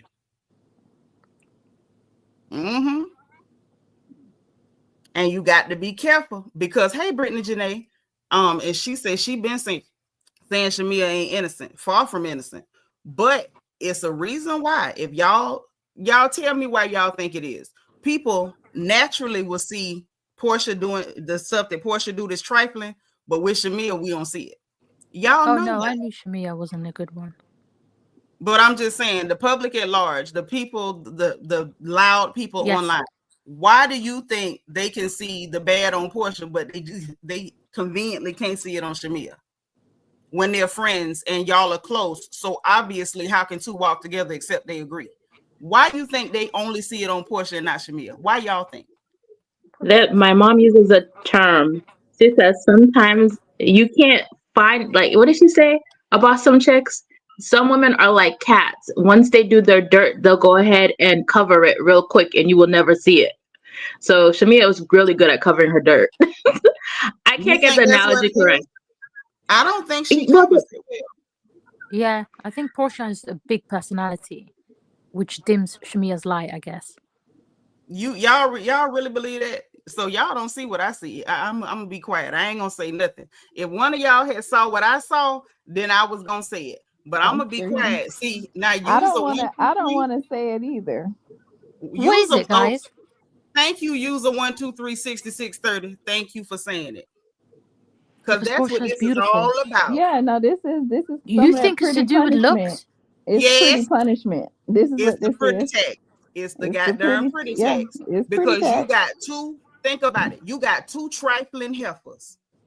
Right. Two trifling heifers. Both of them have been trifling in front of the camera. Both of them got the same reputation off the camera. Okay, but if you stack them up pound for pound, side by side, and you see them both not being cool, they want to make like the one that's not quite as pretty. Oh, she's a victim, and this the one that you think is more pretty. I see. Really bad. Like they need to demonize the girl that they think is pretty because it's like if you're that pretty, or I feel that moved by how pretty you are, I need you to be a villain. You have to be a bad person because you're a threat. they see that person as a threat. And that's what's going on here. This is the pretty text all day long. And I've been saying that when it came to Porsha. When people jump out, oh, she a hoe, she a hoe. On a show full of hoes, are you okay? You had, at one point, you had Candy on there, hoe. Kenya, big hoe. You had Toyota Forever, hoe. You had Drew Sidora, she hoeing on her husband with a woman. Everybody on there got hoe facts. If you hook them hoes up to a diagnostic machine, they got a record as long as my legs, and I'm 5'10". But then when it come to Porsha, oh, this is the one we need to call it. Man, get the hell out of here. All of them hoes, everybody but Cynthia at a time, pretty much. At one point, Cynthia was the only one that wasn't a hoe on that show. Believes in JB. I'm not saying Shamea is not a nice looking lady. What I'm saying is, based on desirability politics, don't y'all play crazy in my chat like y'all don't know what I'm talking about. Yeah, no, I know what you're not even play crazy because 90% and the masses people, like. Thank you. Oh my bad. 90% of the people who don't like Porsha feel threatened by Porsha. That's the whole reason why they don't like it. But they not, they're not real and one with themselves. That's right. That's why they don't like her. That's right. They're not gonna keep it real, because at the end of the day, something about her, whether she remind you of a woman that gave you hell back in the day and you felt insecure about, or just seeing women that look that nice and you just can't be legit about it, you don't want to be honest about how it makes you feel. That's why they doing that. They're not keeping it real. Now I can't identify, because why I will give you your props. You're absolutely drop dead gorgeous, honey. Your body is clean and righteous. But that don't make me feel no type of way. I could never feel that way about another woman. I don't care how bad you are. You ain't. I'm just happy that her stomach is. I don't care how round your booty is. Bitch, I bet your pot of greens don't taste like mine.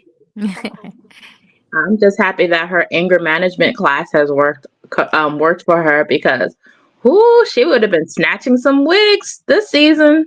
But I'm proud of Porsha. And me this season, she scammed. I'm like, why is Porsha so like she too calm? It's like if she do pop, she gonna hurt somebody, because she been like way too calm. If she pop, she is gonna really drag somebody. If she pop to the line, it's gonna be dangerous. If she pops, she going to jail this time for real. It ain't gonna be no mug shot. It ain't gonna be no catch and release. She gonna get time this time. And we saw her pop at that show. Now y'all look what Antoinette's saying. This is the stuff that I see people say because they not telling the truth. And Antoinette, I love you, but you're not telling the truth. Porsha get a pretty pass. No, the hell she don't. Y'all literally give her hell for doing the exact same stuff that all them other girls is doing. And I don't know why we can't tell the truth. Tell the truth. Yeah, at the end of the day, I don't like nobody. Is delusional. But I'm not going to lie to nobody. No passes. Porsha gets drugged by her kitchen constantly for the last 5 to 7 years. Porsha gets drugged constantly. So what pass? Other than she is pretty, you think the pretty is the pass? So as a person coming from the pretty delegation, let me tell you, it's not a pass. Let me tell you something. It's not a pass. It might get me out of a speeding ticket, honey. Okay. Now this my girl, use a 1, 2, 3. Say Porsha been getting bullets since she got on that show. What pretty pass? Yeah, that pretty been getting her drug and roasted. And mind you, some of it is deserved, some of it ain't. I feel like this. At the end of the day, Porsha's done some slimy stuff. But I feel like when you stack them up pound for pound, all of them trifling as hell, which is why I keep telling y'all I don't like none of them. So if you show me, like I say with the whole stuff, oh, you a hoe, you a hoe, you a hoe. When all of them hoes, why y'all only recognize she a hoe? The rest of them hoes too. All of them slanging monkey out both draws legs, but we gonna pretend like this the only one slanging monkey. Can we tell the truth? Like, can we really tell the truth what this is about? It's about, because y'all know how sisters act when girls are pretty. You know how sisters act when girls are pretty. It's like we need to diminish you. We need to lessen your value. So we gonna scream about you being a hoe. This girl is not so pretty. She could be a hoe, and we'll let that go. Do you think it's the same thing that's happening to Brit then? No, Brit's just No. nasty. Baby, Brit got the first get pretty, baby. Brit looked like a leather sock puppet in the face. And she Brit needs to always fix her bottom teeth. That's what she needs to do No, but first. she is pretty no, though. she need to fix her whole face. She always looked like she's smelling something. I don't think Brit is ugly. It looked like she Yeah, has as some Brit is bad naturally Botox. pretty. She looked like her face is just it ain't right, but I don't think she just ugly. It It's just ain't quite giving right. Madam the puppet. Ain't nothing pretty about her. Ain't nobody coming after her for being pretty. No, She passed no. all at best. No. My thing with Brit is like every episode she always wanted to threaten some kind of violence, and I'm good on that. Whether if it's guns, it's locks, it's whips. I'm surprised like we actually had episodes where she didn't even threaten to like do something slick. But it you is notice this episode, she ain't threaten nobody. She ain't jump up out the chair like she gonna do nothing. And what did she give us? Wallpaper, oatmeal with no sugar, just dry. Yeah. She ain't got nothing. And I don't care what nobody say. Y'all not gonna make me think that I don't see Madam the puppet when I look at her. I don't watch the show, but the still shots I see, the girl don't look that bad. Well, go watch her in motion and come back and tell me that. That is a leather sock puppet. That is Leatherface. No, but y'all, I really feel like the issue this season is, like I said before, Porsha said in her confessionals, I have grown up. This is what they expect of me, and this is what I'm not giving them. Yeah, we got that and on I her. feel like, no, but I feel like people are mad about that because Yeah, they're Porsha mad. Yes, Porsha they are not mad. responding like she would normally respond to the BS because she know it's BS. But this is the thing. It still goes back to the pretty text. It's like, we need you to be some wild, extra ghetto, let's fight all the time, eat chicken wings and twerk. This is what we need you to be, because if you're not doing that, then we're not comfortable with you. It's almost like, it just is what's going on. But when you figure it out, but when you figure it out, you move different or whatever. Like I said, with Porsha, she real chill. If she popped this season, she's definitely going to DeKalb County. They're gonna lock her up. She's not coming home if she pops this time, because she too cool. Like, when people that will pop get real cool like that, if you force them to pop, it's gonna be ugly. That's all I'm saying. They keep begging for the pop. They begging for the pop. If Porsha pop, it's gonna get ugly. Because that's what they want. I mean, they want it, or let me take that back. That's what they think they want. Correct. Because that enough for eat chicken wings, cornbread, rice, and cabbage. You do not want that big old cornbread. That is a big old girl. That is a big old girl. That's a big old girl. Like, she's beautiful. Don't come after me. Y'all know I love not a fat girl, but that's a big old girl. A big, solid country girl. You don't want that popping. And look good. Yeah, that's what I'm saying. Like, y'all know I'm not knocking nobody on their looks. I say the same thing about Kenya. I feel like that was half of Brit Edie's problem with Kenya. Kenya's a pretty lady. I think when you are giving leather sock puppet, that pretty dark girl that's in there with all her energy turned up to 1,000 might make you a little uncomfortable. I mean, what you're saying is true, because think about it. She's probably not used to being around a lot of beautiful, dark skin, variety of Black women. And for her, it's like threat right there. But you gotta look at the women that she's around that may be pretty. They in the same line of work as her. She in this situation here, she's around pretty Black women that have businesses other than they coochie, and I think she feels out of place. Like, oh, they pretty and they paid and they don't have to, ain't nobody got to tap the nightstand 2 times. Like, yeah. But she signed up for that. Hello. So she should have came in comfortable like Mia. You should have been comfortable in your hoeing like the Hispanic gentleman. Why are you not Mia, comfortable? You right. Mia came in cozy. Like Beyonce said, she was cozy. Yeah, she was like, I done had surgery on my vagina.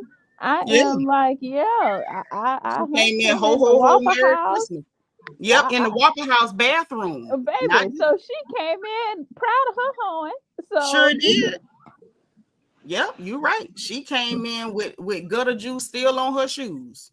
Yeah, but me personally, I'm tired of production doing like all these old stories from the prior seasons, just repeating them, and you're like, you know, we've seen this before, right? yeah. I'm like, I've seen this before. I know this reaction. We know what Come this on. is. But I will say this. Y'all say what you want to say about Leatherface. This was our first time having somebody in Bankhead in the hood threatening to shoot somebody. This was the first time we saw that. I ain't never seen that on Housewives like that. Well, Kenya kind of did it. No, she didn't. Don't tell that tale. Kenya was in You the don't closet. you don't think that counts? No, Kenya was in the closet with her homeboy cracking a joke, and the pistol was still in the case. The girl that she had an issue with was not there. She did not show a weapon. Yeah, but just because her and with she a was weapon. not on stage. She was not on stage. They were not arguing. This girl was in an active argument, behaving in an irate and aggressive fashion, having to be physically held back while threatening to shoot her in the ghetto. And you think that's the same as somebody not the same. A joke in her closet with her friend, with one of her gay besties? Not the same, but the gun was still mentioned in that sense. And it still wasn't mentioned like, oh, I'm gonna shoot Phaedra. Yeah, she did. Kenya said shoot her in the hand. No, she didn't say that. Not what she said. She was like, do I need this for Phaedra? And you still got to put it in context, because this is the same Phaedra that went on the reunion stage with a taser for her, brandished and out in the open. Somebody cracking a joke in their closet is not at all the same thing. Not even on the same. No, but after the closet, remember they showed us a confessional. Bird, that is nowhere near the same thing as that ghetto bird threatening to shoot Kenya Moore, Miss USA, in the ghetto. And I don't even like Kenya, and y'all know that. But I mean, the only gonna play that game. Yeah, the only time I heard anything about Kenya and a gun is when somebody tried to break into her house and she pulled out her pow. That was it. But no, somebody she mentioned it in the confessional. No, that wasn't it. It was a moment where she was in the closet. What's that guy? Oh, no, I remember that. Right. That's what they keep trying to harp on. Oh, it's the same. Kenya didn't know. It's not the same. Somebody saying it to you in your face and somebody being at home. And you guys are miles apart. It's definitely not the same, but a gun was mentioned. An active argument where this person is having to be physically held back in the ghetto, in a place where people do a lot of shooting. I don't know if y'all know Atlanta, but it's a lot of shooting going on in Bankhead. Bianca, am I telling it right? Bianca, where you at? Raised. Born and raised. Thank you kindly. So it's a lot of bullets to get to flying and popping in Bankhead. So you're in the ghetto with a hood booger screaming like a banshee, having to be physically held back, talking about she got guns for hoes like you, said it 3 different times. Yeah. While screaming, you gonna learn today. How is that? Nobody on Atlanta has ever delivered Section 8 realness like that. Nobody. Come on. And plus, didn't what's her name? Kelli? Didn't she say that she even saw her with a pow? Yeah, she said it later. Yeah, she said it later. Not on that night. Now that her and the girl done fell out, she's admitting to it. But in the moment, you remember she flat out lied for that girl. Oh, I never heard her say that. That's why she's short. That's why she's short. The Lord the Lord won't bless her. He won't let her grow because she keep lying. I'm screaming. I'll say, Miss Dime, the issue is not because the gun was mentioned in general. By the time the gun was mentioned in active argument, that is a threat.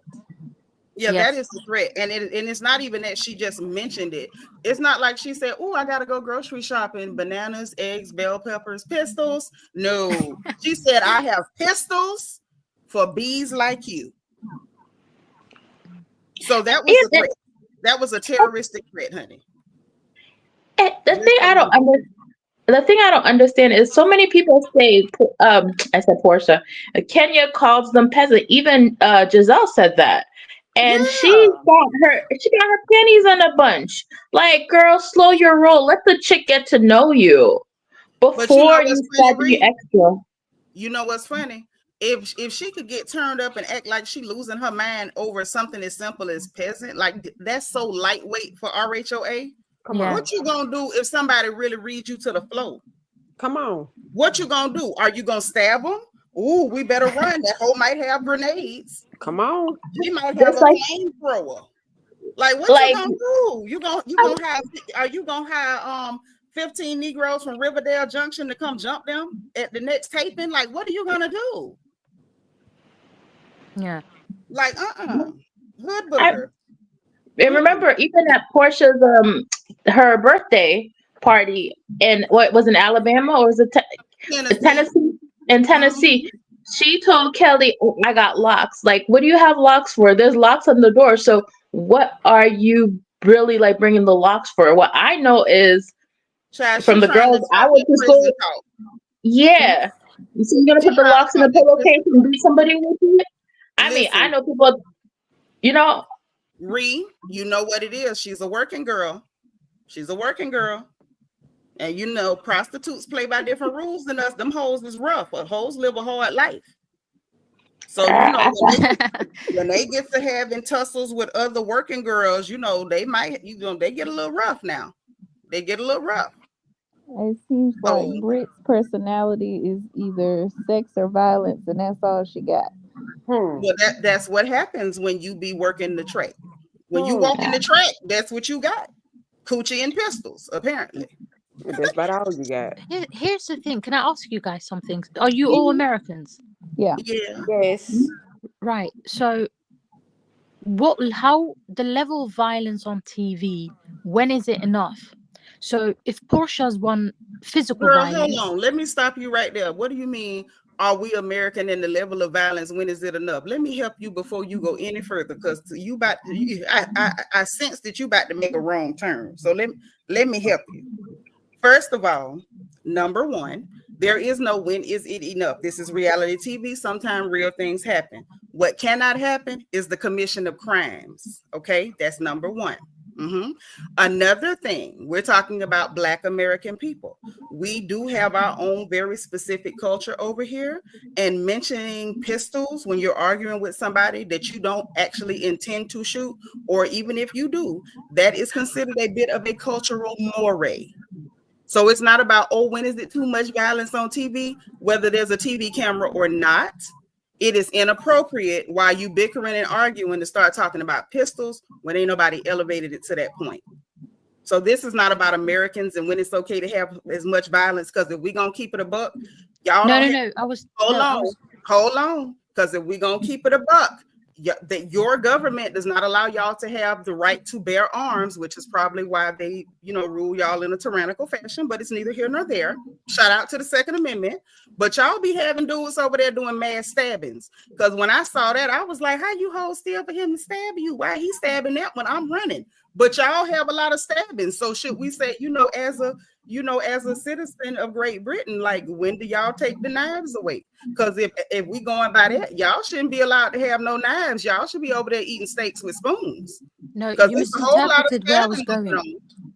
No, you misinterpreted where I was going. What I was trying to say is.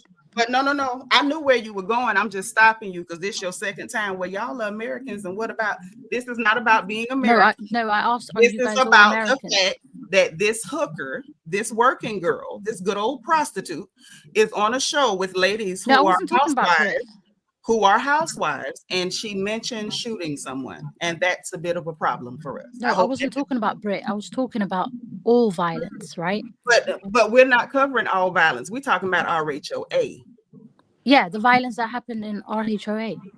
Okay, but throughout the years. But we're not discussing Americans and violence on television. So tell me about where I was going was the reaction to it. Right, so here in London, we were quite shocked when Porsha was violent with Kenya. That was more of an outrage. I'm sure you were, but we weren't, because culturally, what she did was absolutely correct to us, and we didn't see that as gratuitous violence. I hope that helps. Oh, right. That's who we are. Like, we're talking here. If we were on a couch, and I told you not to put something in my face, and you took it on yourself that I'm just gonna do it anyway. Me, as I am a whole grandma, I would drag you by the top of your head and I'd probably step on your face. I'd have beat you real good. I'd have beat you till you pissed all over yourself. And that's perfectly normal for us.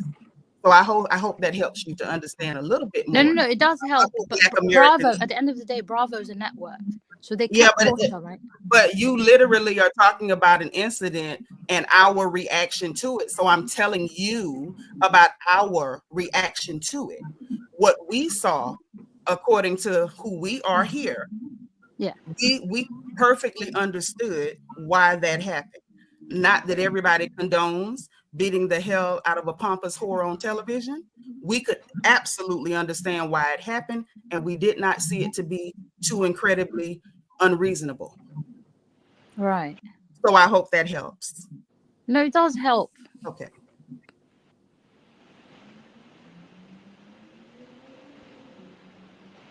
Hope it helps, because that has very little to do with American television. Adrienne Marie said, I've seen videos of British people fighting with swords in the street. Yeah, they be getting that's true. Yeah, that does happen. That's what I'm saying. That's why I'm kind of stopping you, because you're kind of wandering into that territory where everybody plays, oh, let's poop on America. They're so violent. They all have pistols, and overlooking the fact that our Second Amendment is there so that our government realizes not only do we have the right to a well-armed militia, but our founding fathers had the mindset that the government should fear the people and the people should never fear the government. And that is probably why we don't have anything, going on in Europe, because they do have to tread carefully with us. So yeah, this isn't a poop on America moment. Like, yeah, we do tote them things. I got one sitting next to me right now. It's a 380. It's really cute. It fits right in my cleavage. It's kind of what we do. But that has nothing to do with threatening to shoot people or any of that crazy stuff that's been going on. No, I got you. Mm-hmm. Yeah. I'm just looking. Go ahead, Ree. I'm looking forward to Brit and Kelli fighting. That's what I'm looking forward to. I want to know what happened. Okay, all I know is she said that her roommate is smoking coke. I mean, sniffing that white powder, white china, and she called Kelli. And she called Kelli a munchkin. She did. No, she called her a hobbit. A hobbit, a munchkin, a midget. They're all little people. Mm-hmm. She called her a hobbit. I be calling her Bilbo Baggins, so I ain't mad. It's definitely giving Frodo a Bilbo, Merry-Wise, Pippin, one of them. Because y'all know I love the Rings, child. Yeah, but I think I finally realized who Shamea was talking about when she said fraud. It wasn't Brit Edie she was talking about. She was talking about Angela. Because remember when Shamea was talking about Bravo's letting people like scammers on the show? Yeah. It wasn't Brit Edie she was referencing. No, she was talking about Brit Edie. You can take that back. She was talking about Brit Edie because Brit Edie fired off at her first. Oh, I thought she was talking. No, she was talking directly to Leatherface because TMZ ran into Sheree supposedly. So we don't know whether Sheree called TMZ on herself or whether they really ran into her coming out of the grocery store. And they started asking her questions about this season and what happened and whatever, yada, yada. And Sheree, of course, is in support of Kenya because her and Kenya's cool or whatever. Brit Edie didn't like that. And so she was like, oh, imagine that. TMZ just running into Sheree outside of the grocery store, however she put it. And then Sheree was like, imagine that. They got fraudsters or scammers on RHOA. She was talking directly to Leatherface. Oh, wow. Because I know that both with Leatherface. Yeah, because I know both Brit and Angela did their little scams, because she did the scams with the bank and Brit did her insurance scam. I know people said that, but I couldn't prove that, so that's why I didn't come on my channel and say that. I think I'll drop the link. I looked at what was said, but I couldn't okay, let me give y'all an insight to what I mean when I say I couldn't substantiate it. Like I couldn't find enough on it. Like if y'all send me a link, because I know a lot of y'all send me inboxes, emails and stuff, right? So if I look at it and it's like, okay, it's juicy, I got to see if it's meat on it. Like if it's only mentioned this one place or I can't find it another place. And sometimes you might find it other places, but they're like quoting the first person that you already sent me. So if I find 3 people that's all quoting the one article, but I can't find anything else on it, I can't find no court recs. I can't find old articles talking about it. If I can't find enough meat on it, that's when you catch me like being iffy about saying it, because I couldn't find enough on that to repeat that. I'm just be honest. I couldn't. And I don't like Angela. I think I've been very transparent about the fact that I don't like her at all, her or her big feet. I don't like her. But I'm not comfortable saying it because I couldn't find enough on that. I'm gonna just be honest. It wasn't enough out there on that. Well, what's the rumor? They were saying she did some kind of fraud with the mortgage thing, and something about that's why she lost some kind of licensing, or it was watery. It didn't stick. Ree, do you have the story like they told it the first time? I just know I couldn't find enough on it to repeat it. Let me go ahead and find the story and I'll post it in Discord, okay? Yeah, put it in Discord and then I'll grab it and send it to Evie. But it wasn't a lot on it. Hey, Miss Cecilia, how you doing?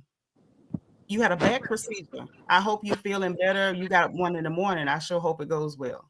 I hope it goes well. Thank you, Anthony. Thank you, Carrie. Girl, I'm just waiting for this whole Kelli and her husband thing to for us to really get the information, because I think we had talked about this early on a few months ago when I was like, hey, this Kelli girl really got some stuff going on in her background. Yeah, I would like to know what's going on with Kelli, but I'm afraid she's not going to give us a lot. Now, Bunny say, okay, with Angela, she lost the one financial license and applied for something else to be in charge of her husband's company. Okay. Yeah, it wasn't a lot of meat on that. It wasn't a lot. But I will say this, though. I'm going to say this. The mess with Leatherface husband, the guy, y'all remember the guy went on Tasha K and said that he was bending her husband over on the balcony. Hey, WD Rose. How you doing, boo? Hey, Zoe. What up, sis? Where you been? Love you.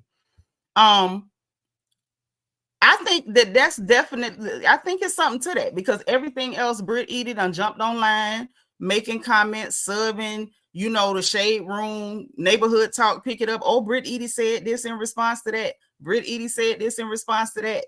She was responding to Sheree, which is why Sheree called her a scammer in the first place. And if y'all noticed, the minute Sheree called her a scammer, Leatherface got quiet. That man went on Tasha K and didn't just say that he bent Bang Bang sleazy husband over, said multiple people had bent that man over. We ain't seen Brit Edie say a goddamn thing. Y'all ain't noticed that? Or am I the only one notice how quiet she got? Ain't said a word. Yeah, she was quiet. She has been wanting to fight so bad on social media. She did not want to fight about that. But Maybe then she that boy said a said, mumbling word. Come on, Evie. That boy, Like the and he old people did say that her and him were best friends. Yes. And best friends have your tea. So I guess she said, I'm just leave that be. She was my best friend. I didn't really Don't believe that sing interview. it, Bianca. You know you want to sing it. You heard me. Yeah. I put my mic on mute. Sister to the very end. Okay. I'm like, I'm just saying. Yeah, she didn't want to talk about that. She was trying to fight online before the show even started. She just didn't want to fight. This man came on there showing cash apps of how much money your man paid to get into the gay swingers party, because people was peeling him like a banana, and you ain't said nothing. Girl.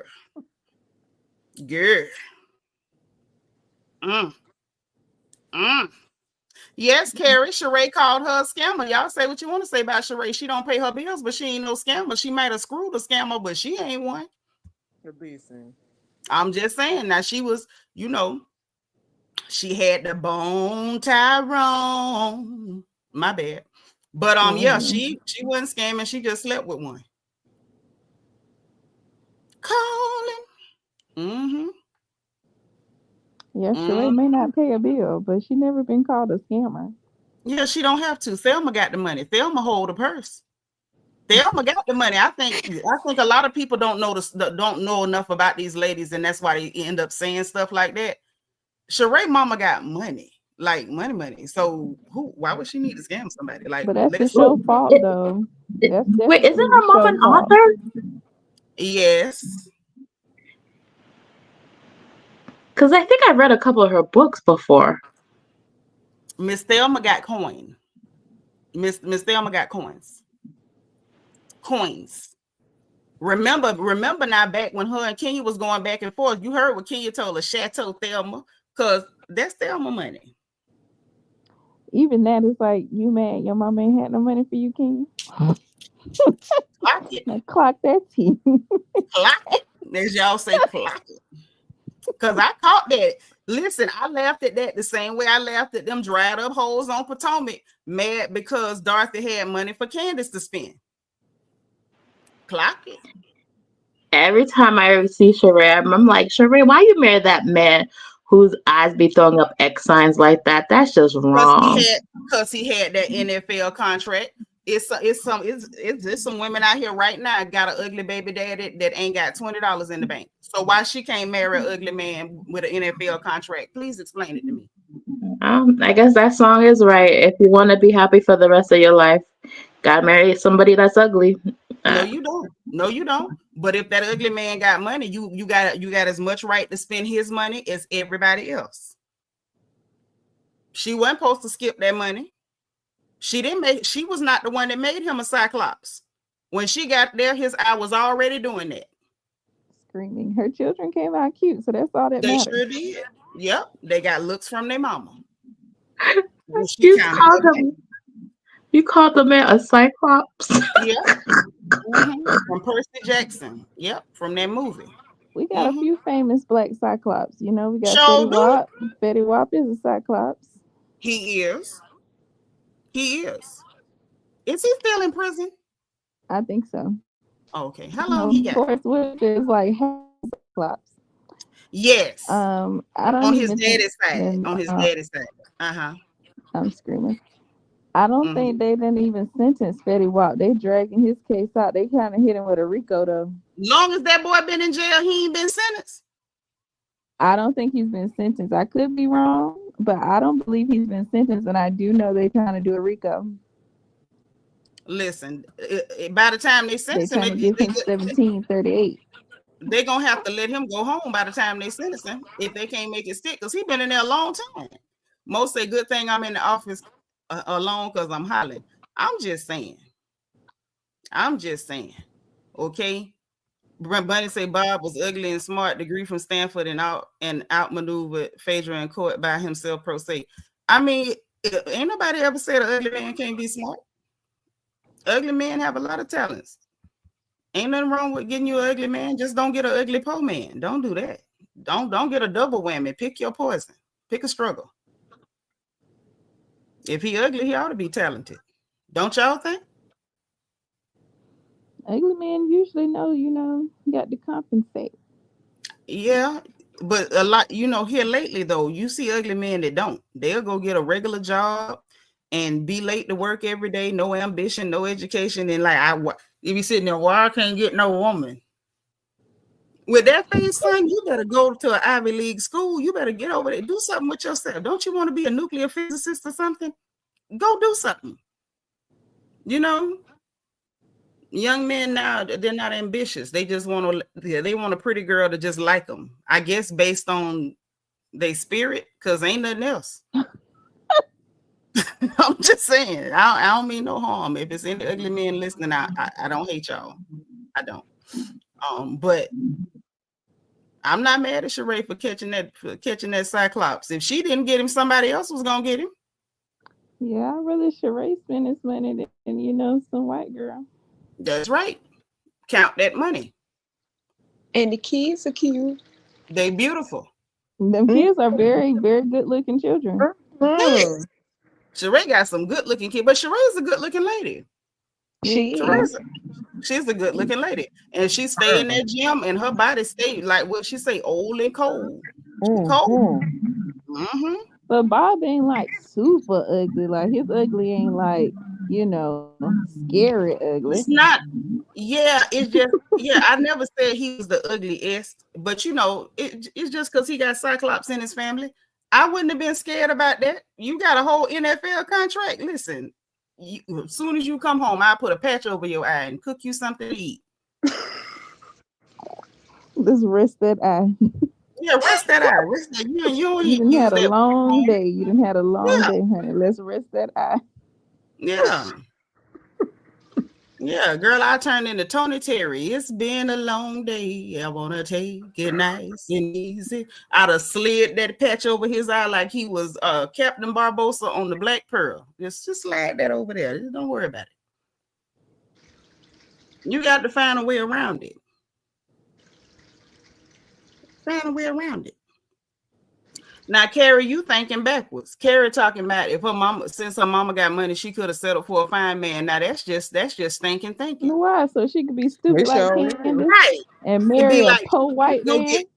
Go get a man that you think decent looking, a shiny piece of trash. Now he's sitting up here trying to help you spend your mama money. Please don't tell nobody like that. We don't play like that. You supposed to go catch somebody that can add to the money, not be spending the money that's there. Who told you that? Never be a Candace. I don't know what. Don't do that. Candace got half an extra chromosome because something wrong with Candace. You ain't lying, because your daddy's a millionaire, your mama's a millionaire. You go get this dust ball that look like a skinny Grizzly Adams that was behind on child support on 3 children. What you want with that? I'm telling you, you got his 4th child. Oh Lord. And he's listen. And what is he, his third baby mama? Even if you ever decide to do something, third baby mama. Even if you ever decide to do something like that, just take me for a walk and like hip bump me in front of a truck first. Don't let me live because I wouldn't make it. I'm telling you, it'll take me out. I don't even want to see that on my way out. Just say, let me take you for a walk. I ain't gonna do nothing. Let's just walk. Because don't let me be able to see that. But you are right, though. You are right. This season of Housewives, the housewives don't have that cohesiveness like they used to in the past. Amongst one another. Know each other. You got to remember them, and they started off knowing each other. These people don't know each other. They just throw these strangers in a pit. I really wish Porsha would go ahead and tell us who was the one that went went to production and try to get Kenya fired. Yes, I thought that might be Drew. Girl, that wasn't nobody but Kelli. That wasn't nobody but Master Baggins from the Shire. Yeah, it was probably Kelli. It was definitely Master Baggins from the Shire. That's that Shire folk stuff. Kelli, really? Yeah, the smallest. Yeah, because Kelli was willing to lie for her in real time. We saw her lie for her. She lied for her, did that brunch, served them people them grits that wasn't cooked. Because I believe Angela told the truth about her serving them raw grits and then sitting up there and doing all that stuff she was doing and getting mad with her, because people were still talking to Kenya and all that. Yeah, she did that. I definitely believe Frodo did that. Are they going to show? Oh, my bad. Are they going to show the Kelli and Brit fallout? Does that happen? Yes. Oh, that does happen in the season. Now, listen, from what I can gather, production do a hell of a chop and screw on them trailers. But it looked like whatever goes down, it happens after they go down to Grenada. Something went on after they went to Grenada. When they came back, them heifers looked like they ended up tussling. One of them got called a powderhead. The other one got called, a leprechaun, and all hell broke loose. I'm just saying, Kelli do be giving leprechaun in the hood vibes a little bit. She do. If she ever put on a green suede jacket, I'm turning off the TV. You just better make sure everybody say bless you when you sneeze around her. You ain't lying, because if she go crazy and start running around on the set talking about her gold doubloons, I'm not watching. No, that's how I saw it with the real Leprechaun movie. That's how he got the girl, because she went to sneeze and anybody said bless you after that third sneeze. Somebody got to say bless you, because if not, She coming to get her the balloons. And then it's gonna be your tail. And you know your mama low-key scared of short people anyway, so Why are you scared of them? What are they gonna do? First of all, I'm tall. I'm a whole tree. I got to bend down to try to fight with you. What You are gonna they mess me gonna up. do? If they you can kick them. What are they? Right. Nah, man, them little But she things be know it. fast. Them little things be fast, and they got them little bitty hands too. What they gonna do? Pinch you? I'm not trying to find out. What if they climb up your back and jump on your neck? Then what you gonna do? And knock them off. Yeah, no, you gonna be just spinning around with that thing attached to the back of your neck. You go tussle with them. I'm not. Nope. Y'all laughing at. I'm serious. You don't mess with me. Listen, if you are under 5'5" and you start an argument with me, you already won. I'm telling you, you won. I'm not doing this with you. Not. Girl, please. One of them little people jump on you, you have to pick them off you like a flea. But what you do to the flea once you pick them off of you? You got to catch them first. Them things that have you beat your own behind. You be trying to hit them, hitting yourself. I'm not fighting them. If you under 5'5" and you pick a fight with me, you won. I'm telling you, you won. I don't even care what you said. You was right.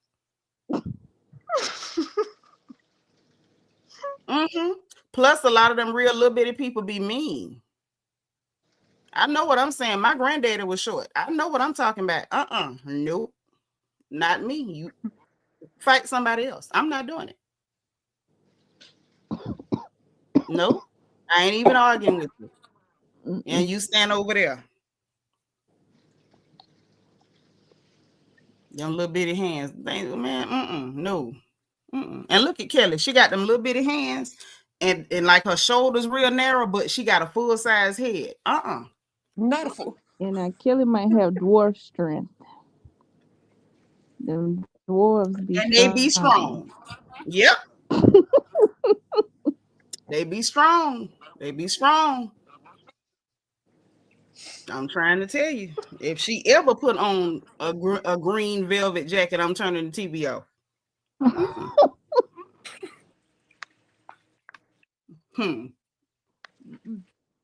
Nah, I wouldn't fight no dwarf now. Nope. I watched Lord of the Rings. Y'all remember Gimli? The one that had that X? The one that had that X, he'll mess you up. Man, that dwarf was hell.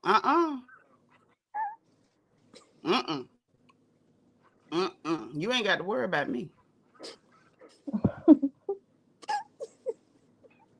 You and Bianca, y'all just over here sniggling. I'm dead serious. Y'all better stay away from them too. No. I don't befriend little tiny people.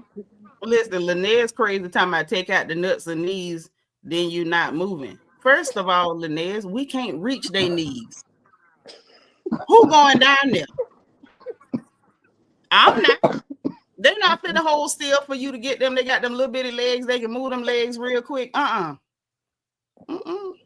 You do it. Oh, Bianca, are you going to see Beyonce? No. Oh, Girl, I didn't even know she was coming here. I thought she already came. Yes, I'm seeing her there. Oh, I thought I missed it. You might still get July. a ticket. It's in July. You might get a ticket, B. Oh, get your outfit ready. Go. Come on. Bunny say her man already went to the man working dwarves in the mountain. Yep. The dwarves, what was it for Dylan Dwayne or whatever the hell that thing was where you got to say the words and the mountain open up and all that. But yeah, that was her. That was her. And tried to get Kenya fired. It was her. Because she was so down for Brit. And now that she done fell out with Bang Bang Sleazy, now she telling all the girl business. Oh, I saw the pistol. Mm. Oh, Lynette said them short people will get your knees. They sure will. And I ain't got but one good knee left. And it's not even all the way good. Nope. You right, Lynette. If that's what you're talking about, yeah, they will get your knees, your ankles, they'll work you out. But yeah, I believe she the one did that. But I think it's a lot of little funny stuff going on with them ladies, like the ones that are like that actually have relationships. Kenya, Porsha, Shamea, Cynthia. If you watch how they moving, it's like they all know something that they're not bringing to the camera. Yep. You know what I'm saying? They all know something. Because even with Kenya and Porsha, they were super cool. And Porsha was like, yeah, I was on the phone with her every day and night after that happened or whatever. Then Kenya was like, oh, the only person checked on me was Angela. Like, why would you do that? And then with Porsha ain't say nothing else really after that. She just told jokes, kept it moving, kept it light. But then you could tell how she moving on social media, like, yeah, we're going to get at you from a distance. And I'm like, what's going on?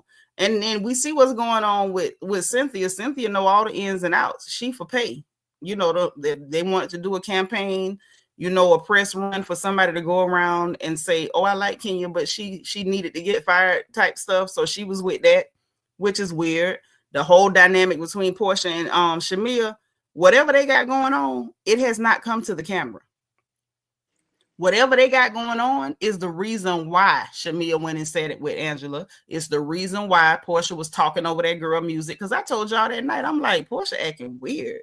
Like, it wasn't even like, oh, it's aggravating. It's like, this is weird. Like, why is she doing that?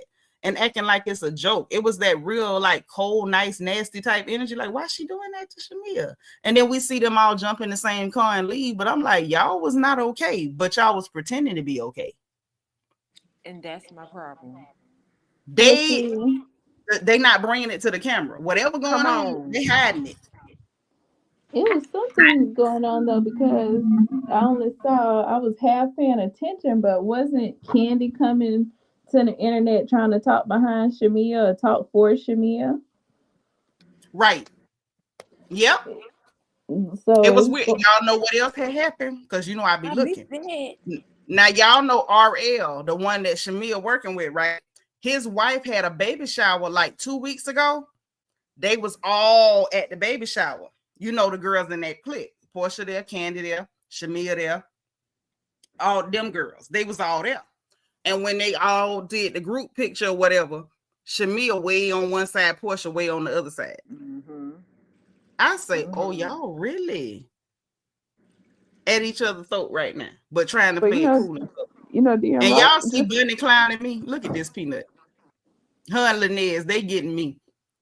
Talking about they know the short people combat moves, and the fact that tall Nitra didn't know it made it funnier. See, I don't even know y'all combat moves. I don't know. Yeah, they know something about production. Adrian Marie, you might be on to it. Y'all see them talking about their combat moves. Now y'all see why I told y'all to leave them short people alone. Look at that. I'm screaming, that artery.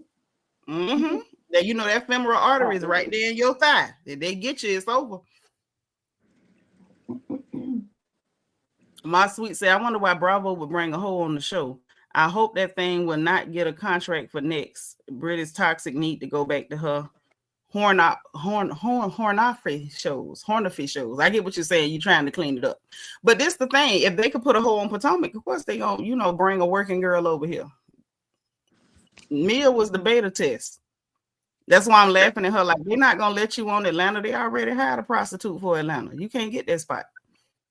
Carrie said, I really thought it was weird for Shamea to play that and Angela at Angela's event. It was light shade because that's something Drew's supposed to do since her and Angie cool, but Porsha was wrong. I mean, I guess I get what you're saying, Carrie. It was, but Drew didn't want to play none of her music, and Shamea trying to get her music, you know, on the show where people could hear it. I could see both sides, and Angela didn't have a problem with it. It was, but you're right. It was weird for Porsha to like just talk over that girl music. Is that Drew? You sure that's not Drew? That sound like Drew. Like, that was weird. Or just playing the opposite side. So Porsha feeling some type of way because when she put her little song out, y'all know when Girl, Porsha put her song out. I know you ain't bringing up that old song, that flatline song that flatlined a long time ago. But we're talking about Patty, right? And if Shamea feels some type of way, she can be petty, right? But what they got to do with Angela's event? Angela wasn't there back then. No, but I'm saying when Shamea played her song, did Porsha feel like, oh, what you trying to do? Because behind the scenes, Porsha and Shamea already knew they were having issues. Right. So when Shamea played her song, and it did sound better than Porsha. We can't say But that. nobody wasn't even thinking about Porsha in that moment. The only other person singing right now is Drew. But that's so if anybody should have had but, felt away, it should have been Drew, is all I'm saying. No, I understand. But with Porsha not sitting up here saying, I know you. I've been friends with you for this long. And I see what you're doing. Now, my question is, she was trying to promote her song, though. I don't think that, honestly, I don't think Porsha behavior had nothing to do with that song. I think she was stepping on that girl's song because she knew that meant a lot to her. I just don't know why she was doing it. I don't think it had nothing to do with her playing that song. Okay. I don't know. Yeah, I feel like it's giving Porsha while Shamea trying to grasp onto things to be mad at with Porsha. I feel like Porsha really got an issue with Shamea. It's actually something she got a legitimate problem with Shamea that she not expressing. It. Mm-hmm. Yep. Wait, I'm confused. She could let go of her not attending her wedding, the traditional one, or what, not the traditional one, but the regular one. But she's like, I just don't understand it. The stuff that she should really be mad at Porsha about and stop talking to Porsha, she let it slide. But now these little petty things. But let's be real. Why would she stop talking to Porsha for that when they was going through something back then? Like Porsha just said it to her face, like we wasn't on the best terms back then. So why would you? The fact that Shamea is still talking about that girl not flying to Kenya to go to that wedding over 10 years ago to Angela, who you just met, that's weird behavior, dog. That's weird. That's weird. Did she say it to Angela and Drew or just Angela on her own? She said it to Angela. Her and Angela went out to dinner. Her and Angela. And now after the shootout in the hood with Leatherface, they went out to dinner together. It was just the two of them. I mean, if you don't show up to my wedding, I'm not inviting you to nothing else. But she was at her traditional marriage. She just did not fly to Kenya to the other ceremony. She was there for her, even though they wasn't in the best place. And whatever was going on, they couldn't sit here, couldn't sit there, and they wasn't in the best place. So she did not fly to Kenya. So you still can't say she didn't show up for you. She was at your traditional marriage. But over 10 years ago? And if you was that mad about it, why you still pretending to be her friend and you still mad about something from 10 years ago? Exactly. Yeah, that's a bit weird. Production. Phony. Insert production. Because how do we know? We've heard from a whole bunch of sources that Angela was looked at to be a housewife many of years ago. Yeah. So how do we not know that Angela is not just trying to stir the pot? And perhaps he's stirring the pot, but Shamea, listen, Shamea refuted the stuff that she said she didn't say.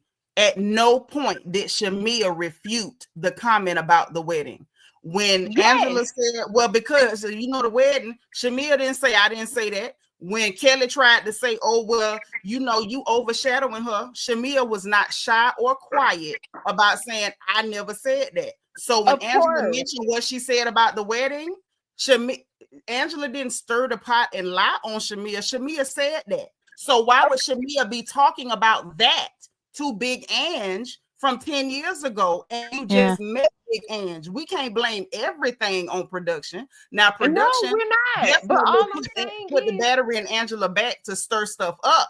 But Shamea literally sat down, got comfortable, and was talking trash about what she was holding on to resentment for over 2 years while smiling in her face and pretending like I'm your bestie.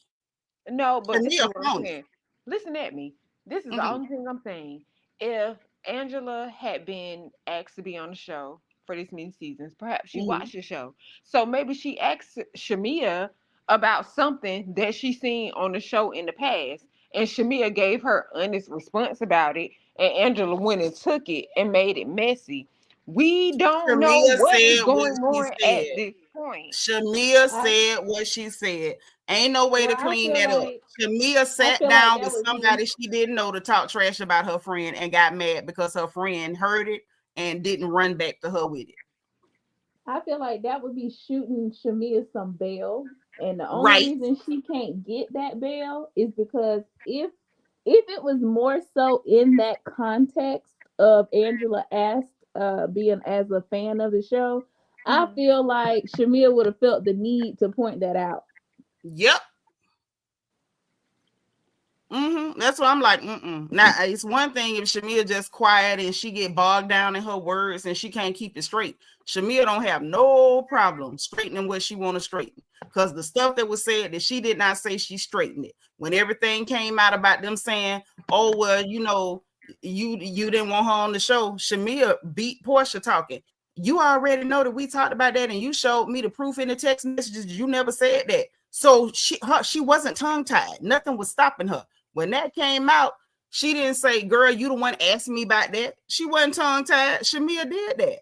But the thing is, she got comfortable. Shamea never. But we have to remember, Shamea never lied about how she felt about it in the beginning. Shamea but in the beginning, about that when we saw it on the show. What I'm saying is, so even with her talking about Angela about it and doubling down on it, she still felt that same way. It's not like Bianca, you making my point. Way. So because we're on camera, but you making my point.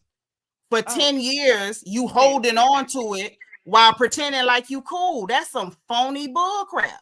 But I don't feel like she was pretending like it was cool. If somebody asked her about it and she reiterated the same thing she said that we already saw, I don't feel like the problem. Here's the problem. She didn't have no problem straightening nothing else. Why did we not hear Shamea Morton say, "Angela, why are you saying that when you the one asked me about it?" She never once said Angela asked her anything. She didn't even try to clean it up. She just went to trying to say, "Well, you didn't come to this and you went to this and not to that."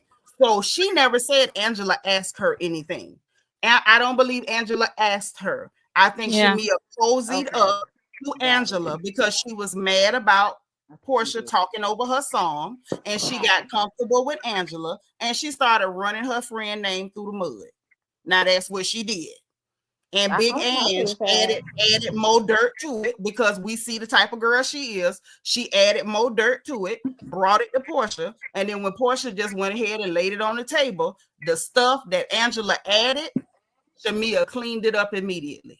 Right. Anything she did didn't clean up, it's because she said it.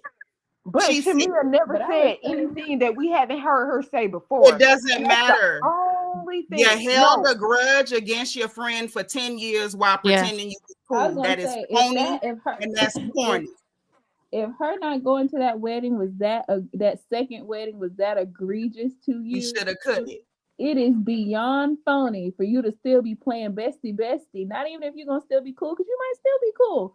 But it's real phony for you to be playing like that's still my good Judy when you still holding on to that. If that was that bad to you, because can't nobody tell you how to feel.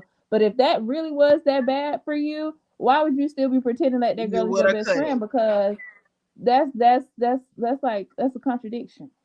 Yep, that's exactly what, because she literally cleared everything else. So the fact that not only did you hold it for 10 years while pretending like you was cool, you still so vexed that you sat down with a perfect stranger with a size 12 foot. Complain about it go back on your friend. I understand. Like, let's not go back to this episode when they were doing the meditation and Porsha said, "I didn't come to your wedding because we weren't speaking." Well, at the time you told me you weren't coming to the wedding because you couldn't fly. It don't even matter. At the end of the day, can't diffuse the other one. But the bottom line is it doesn't matter. If Shamea was that upset, then stop He being should her have said friend. something. Stop I being agree. fake. That's the I only agree. point we're making. 'Cause I I'd have don't said, care why Porsha didn't go. I don't care that Shamea got mad. Porsha had a right not to go if they wasn't in the best place, and Shamea had a right to be mad because Porsha didn't go. My thing is, don't be a phony hoe. You know that it bothered you that much that you still talking about it 10 years later. Get out that girl face and stay away from her, because y'all don't like each other. Y'all sitting up biting each other, honestly. But not only did you hold on to it while you being fake and phony, then you go sit up with a perfect stranger that wears shoe boxes and dog out to this person, and then have the nerve to beat her getting mad because she didn't run to you to tell you that the girl repeated what you said. How about if you hadn't said it, the girl couldn't have repeated it to her? Let's start there. Because come on. just because me and my sisters don't fall out, it don't mean we don't have disagreements or, girl, you shouldn't have did it like that. But guess who I say that talk to? about each other. But this is what I'm saying. But guess who I say it to my sister. Right. You couldn't pay me. Even my sisters that I ain't that close to no more, because the things went, nothing they did to me was just, our lives kind of diverged. You still can't come to me and say nothing about Lauren. You still can't. I can go down the line. It's a lot of my girls that, our lives took a different path. We moved different now. So we're not close like we used to be. But I'm going to say it to you. And I'm not going to sit up with nobody and talk about, 10 years ago when you borrowed my black dress with the sparkles in it, you had stretched it because your back was wide and you had titties and your butt was flat. I wish I would. That's some phony stuff. It's the same thing I pointed out when Drew set her no neck, hair, and tail up there talking about PJ, and she talking about, PJ's college is paid for. You were supposed to really check her, but you didn't check her hard, because that ain't your friend like you pretend it is. Yeah. That's all I'm saying. Shamea's phony. It's a $4 bill. A negative. Can I say something? I mean, does she have enough streams for her to be able to be paying for PJ's college bills with them? Girl, no. Okay. Girl, no. She's still wearing them same wigs Porsha gave her, in the starter kit. She's still in the starter kit wigs, because that wig she had on at that Pampered by Porsha event, I'm like, girl, what the hell is that? I wasn't gonna clown her, but since we talking, girl. Oh, so I'm kind of chuckling now, because I mean, that scene with Porsha and Shamea where she had to explain to Shamea why Angela was right, that showed real growth in Porsha, number one. So like, it's crazy because people are like, oh, well, Portia's not carrying the show. I mean, right now she's in the chaos and she's like, I really have to break this down.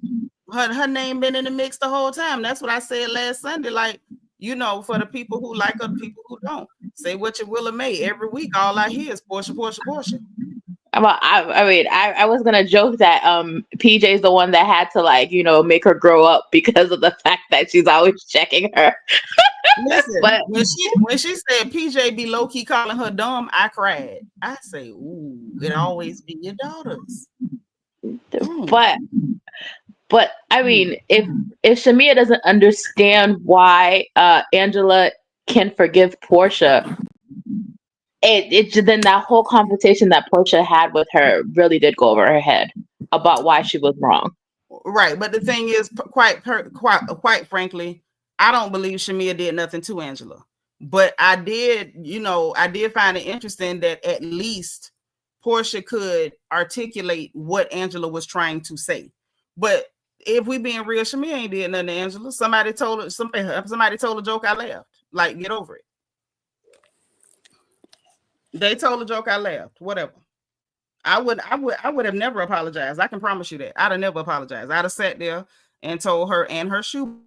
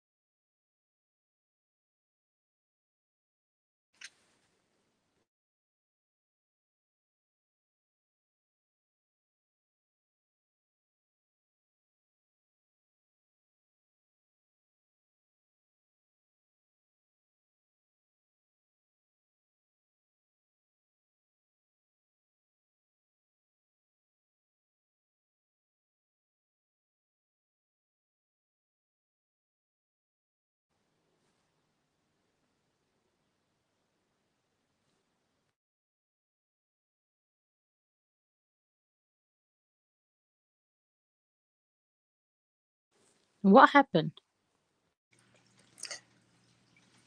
Nothing. But I just want to know, how does everybody feel about the show? Hey, I'm back. What's y'all thoughts? What's y'all opinions? Oh, we Yeah. back. Okay. Girl, I went to Buffering and it kicked me out. But I think we're about to have a great reunion. It's probably gonna be. I think so. I think the reunion is going to be better than the season itself. I don't know. The season half a day. We got this. I think we gotta give it a little time because we don't know what's gonna happen over there in Grego. So We can't hear you, sis. oh, he's doing good, peanut. Sis. Yeah, stuff gonna happen down there. Sis. It's buffering. We can't hear you. You can't hear me? It's going. It sounds like you're underwater.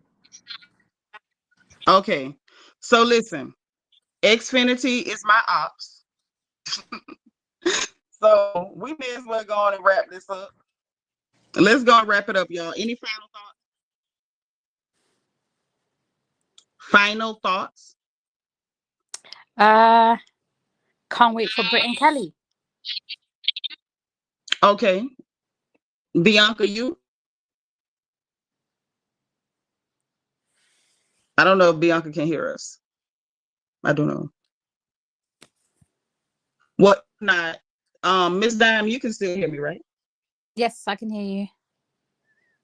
Okay, great. So listen, everybody in the chat, Renee is here. Y'all make sure y'all rate this episode in the chat between 1 to 10. I'm gonna give them this episode like a 7.5, like almost 8. And y'all let me know in the chat what y'all got for it. You get your final thoughts. Anything y'all take before you drive.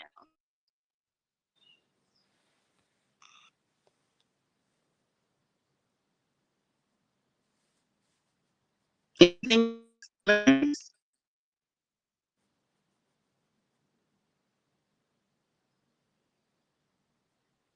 Okay. So my connection is bad. It's storming. If y'all can hear me at all, we're gonna go ahead and get up out of here. Y'all enjoy the rest of your evening. Miss Dime, thank you for kicking it with us. I appreciate Thank you for having me. Please subscribe. Please come back because you were a key girl. Oh, listen. You something else. I like how you do your thing. So please come back. Thank you. All right, and I will talk to y'all again later. Let me go and drop you ladies down. Bye, guys. Bye. Bye, B. So listen, you guys, what we're gonna do is get on up out of here. Y'all enjoy the rest of your evening. Y'all know what time it is. Please make sure if you did not like this video on the way in, please make sure that you like this video on the way out. Okay, hit your notification bell. Make sure you click all so you will know every single time we go live on this good channel. Make sure that you subscribe if you're not already, because we're happy to have you here. If you want to join channel membership, hit your join button beneath the video or the membership link in the description box. Also in the description box, we got the link for our merchandise store, my wish list, and our Amazon storefront. And our what else we got? The link for my book is in the description box, among other things. So listen, y'all enjoy the rest of your evening. Good night, sweet dreams, say your prayers. And as always, y'all know God loves you, I love you, and there's nothing you can do about it. And we will be back as the gossip permits, okay? Bye, guys.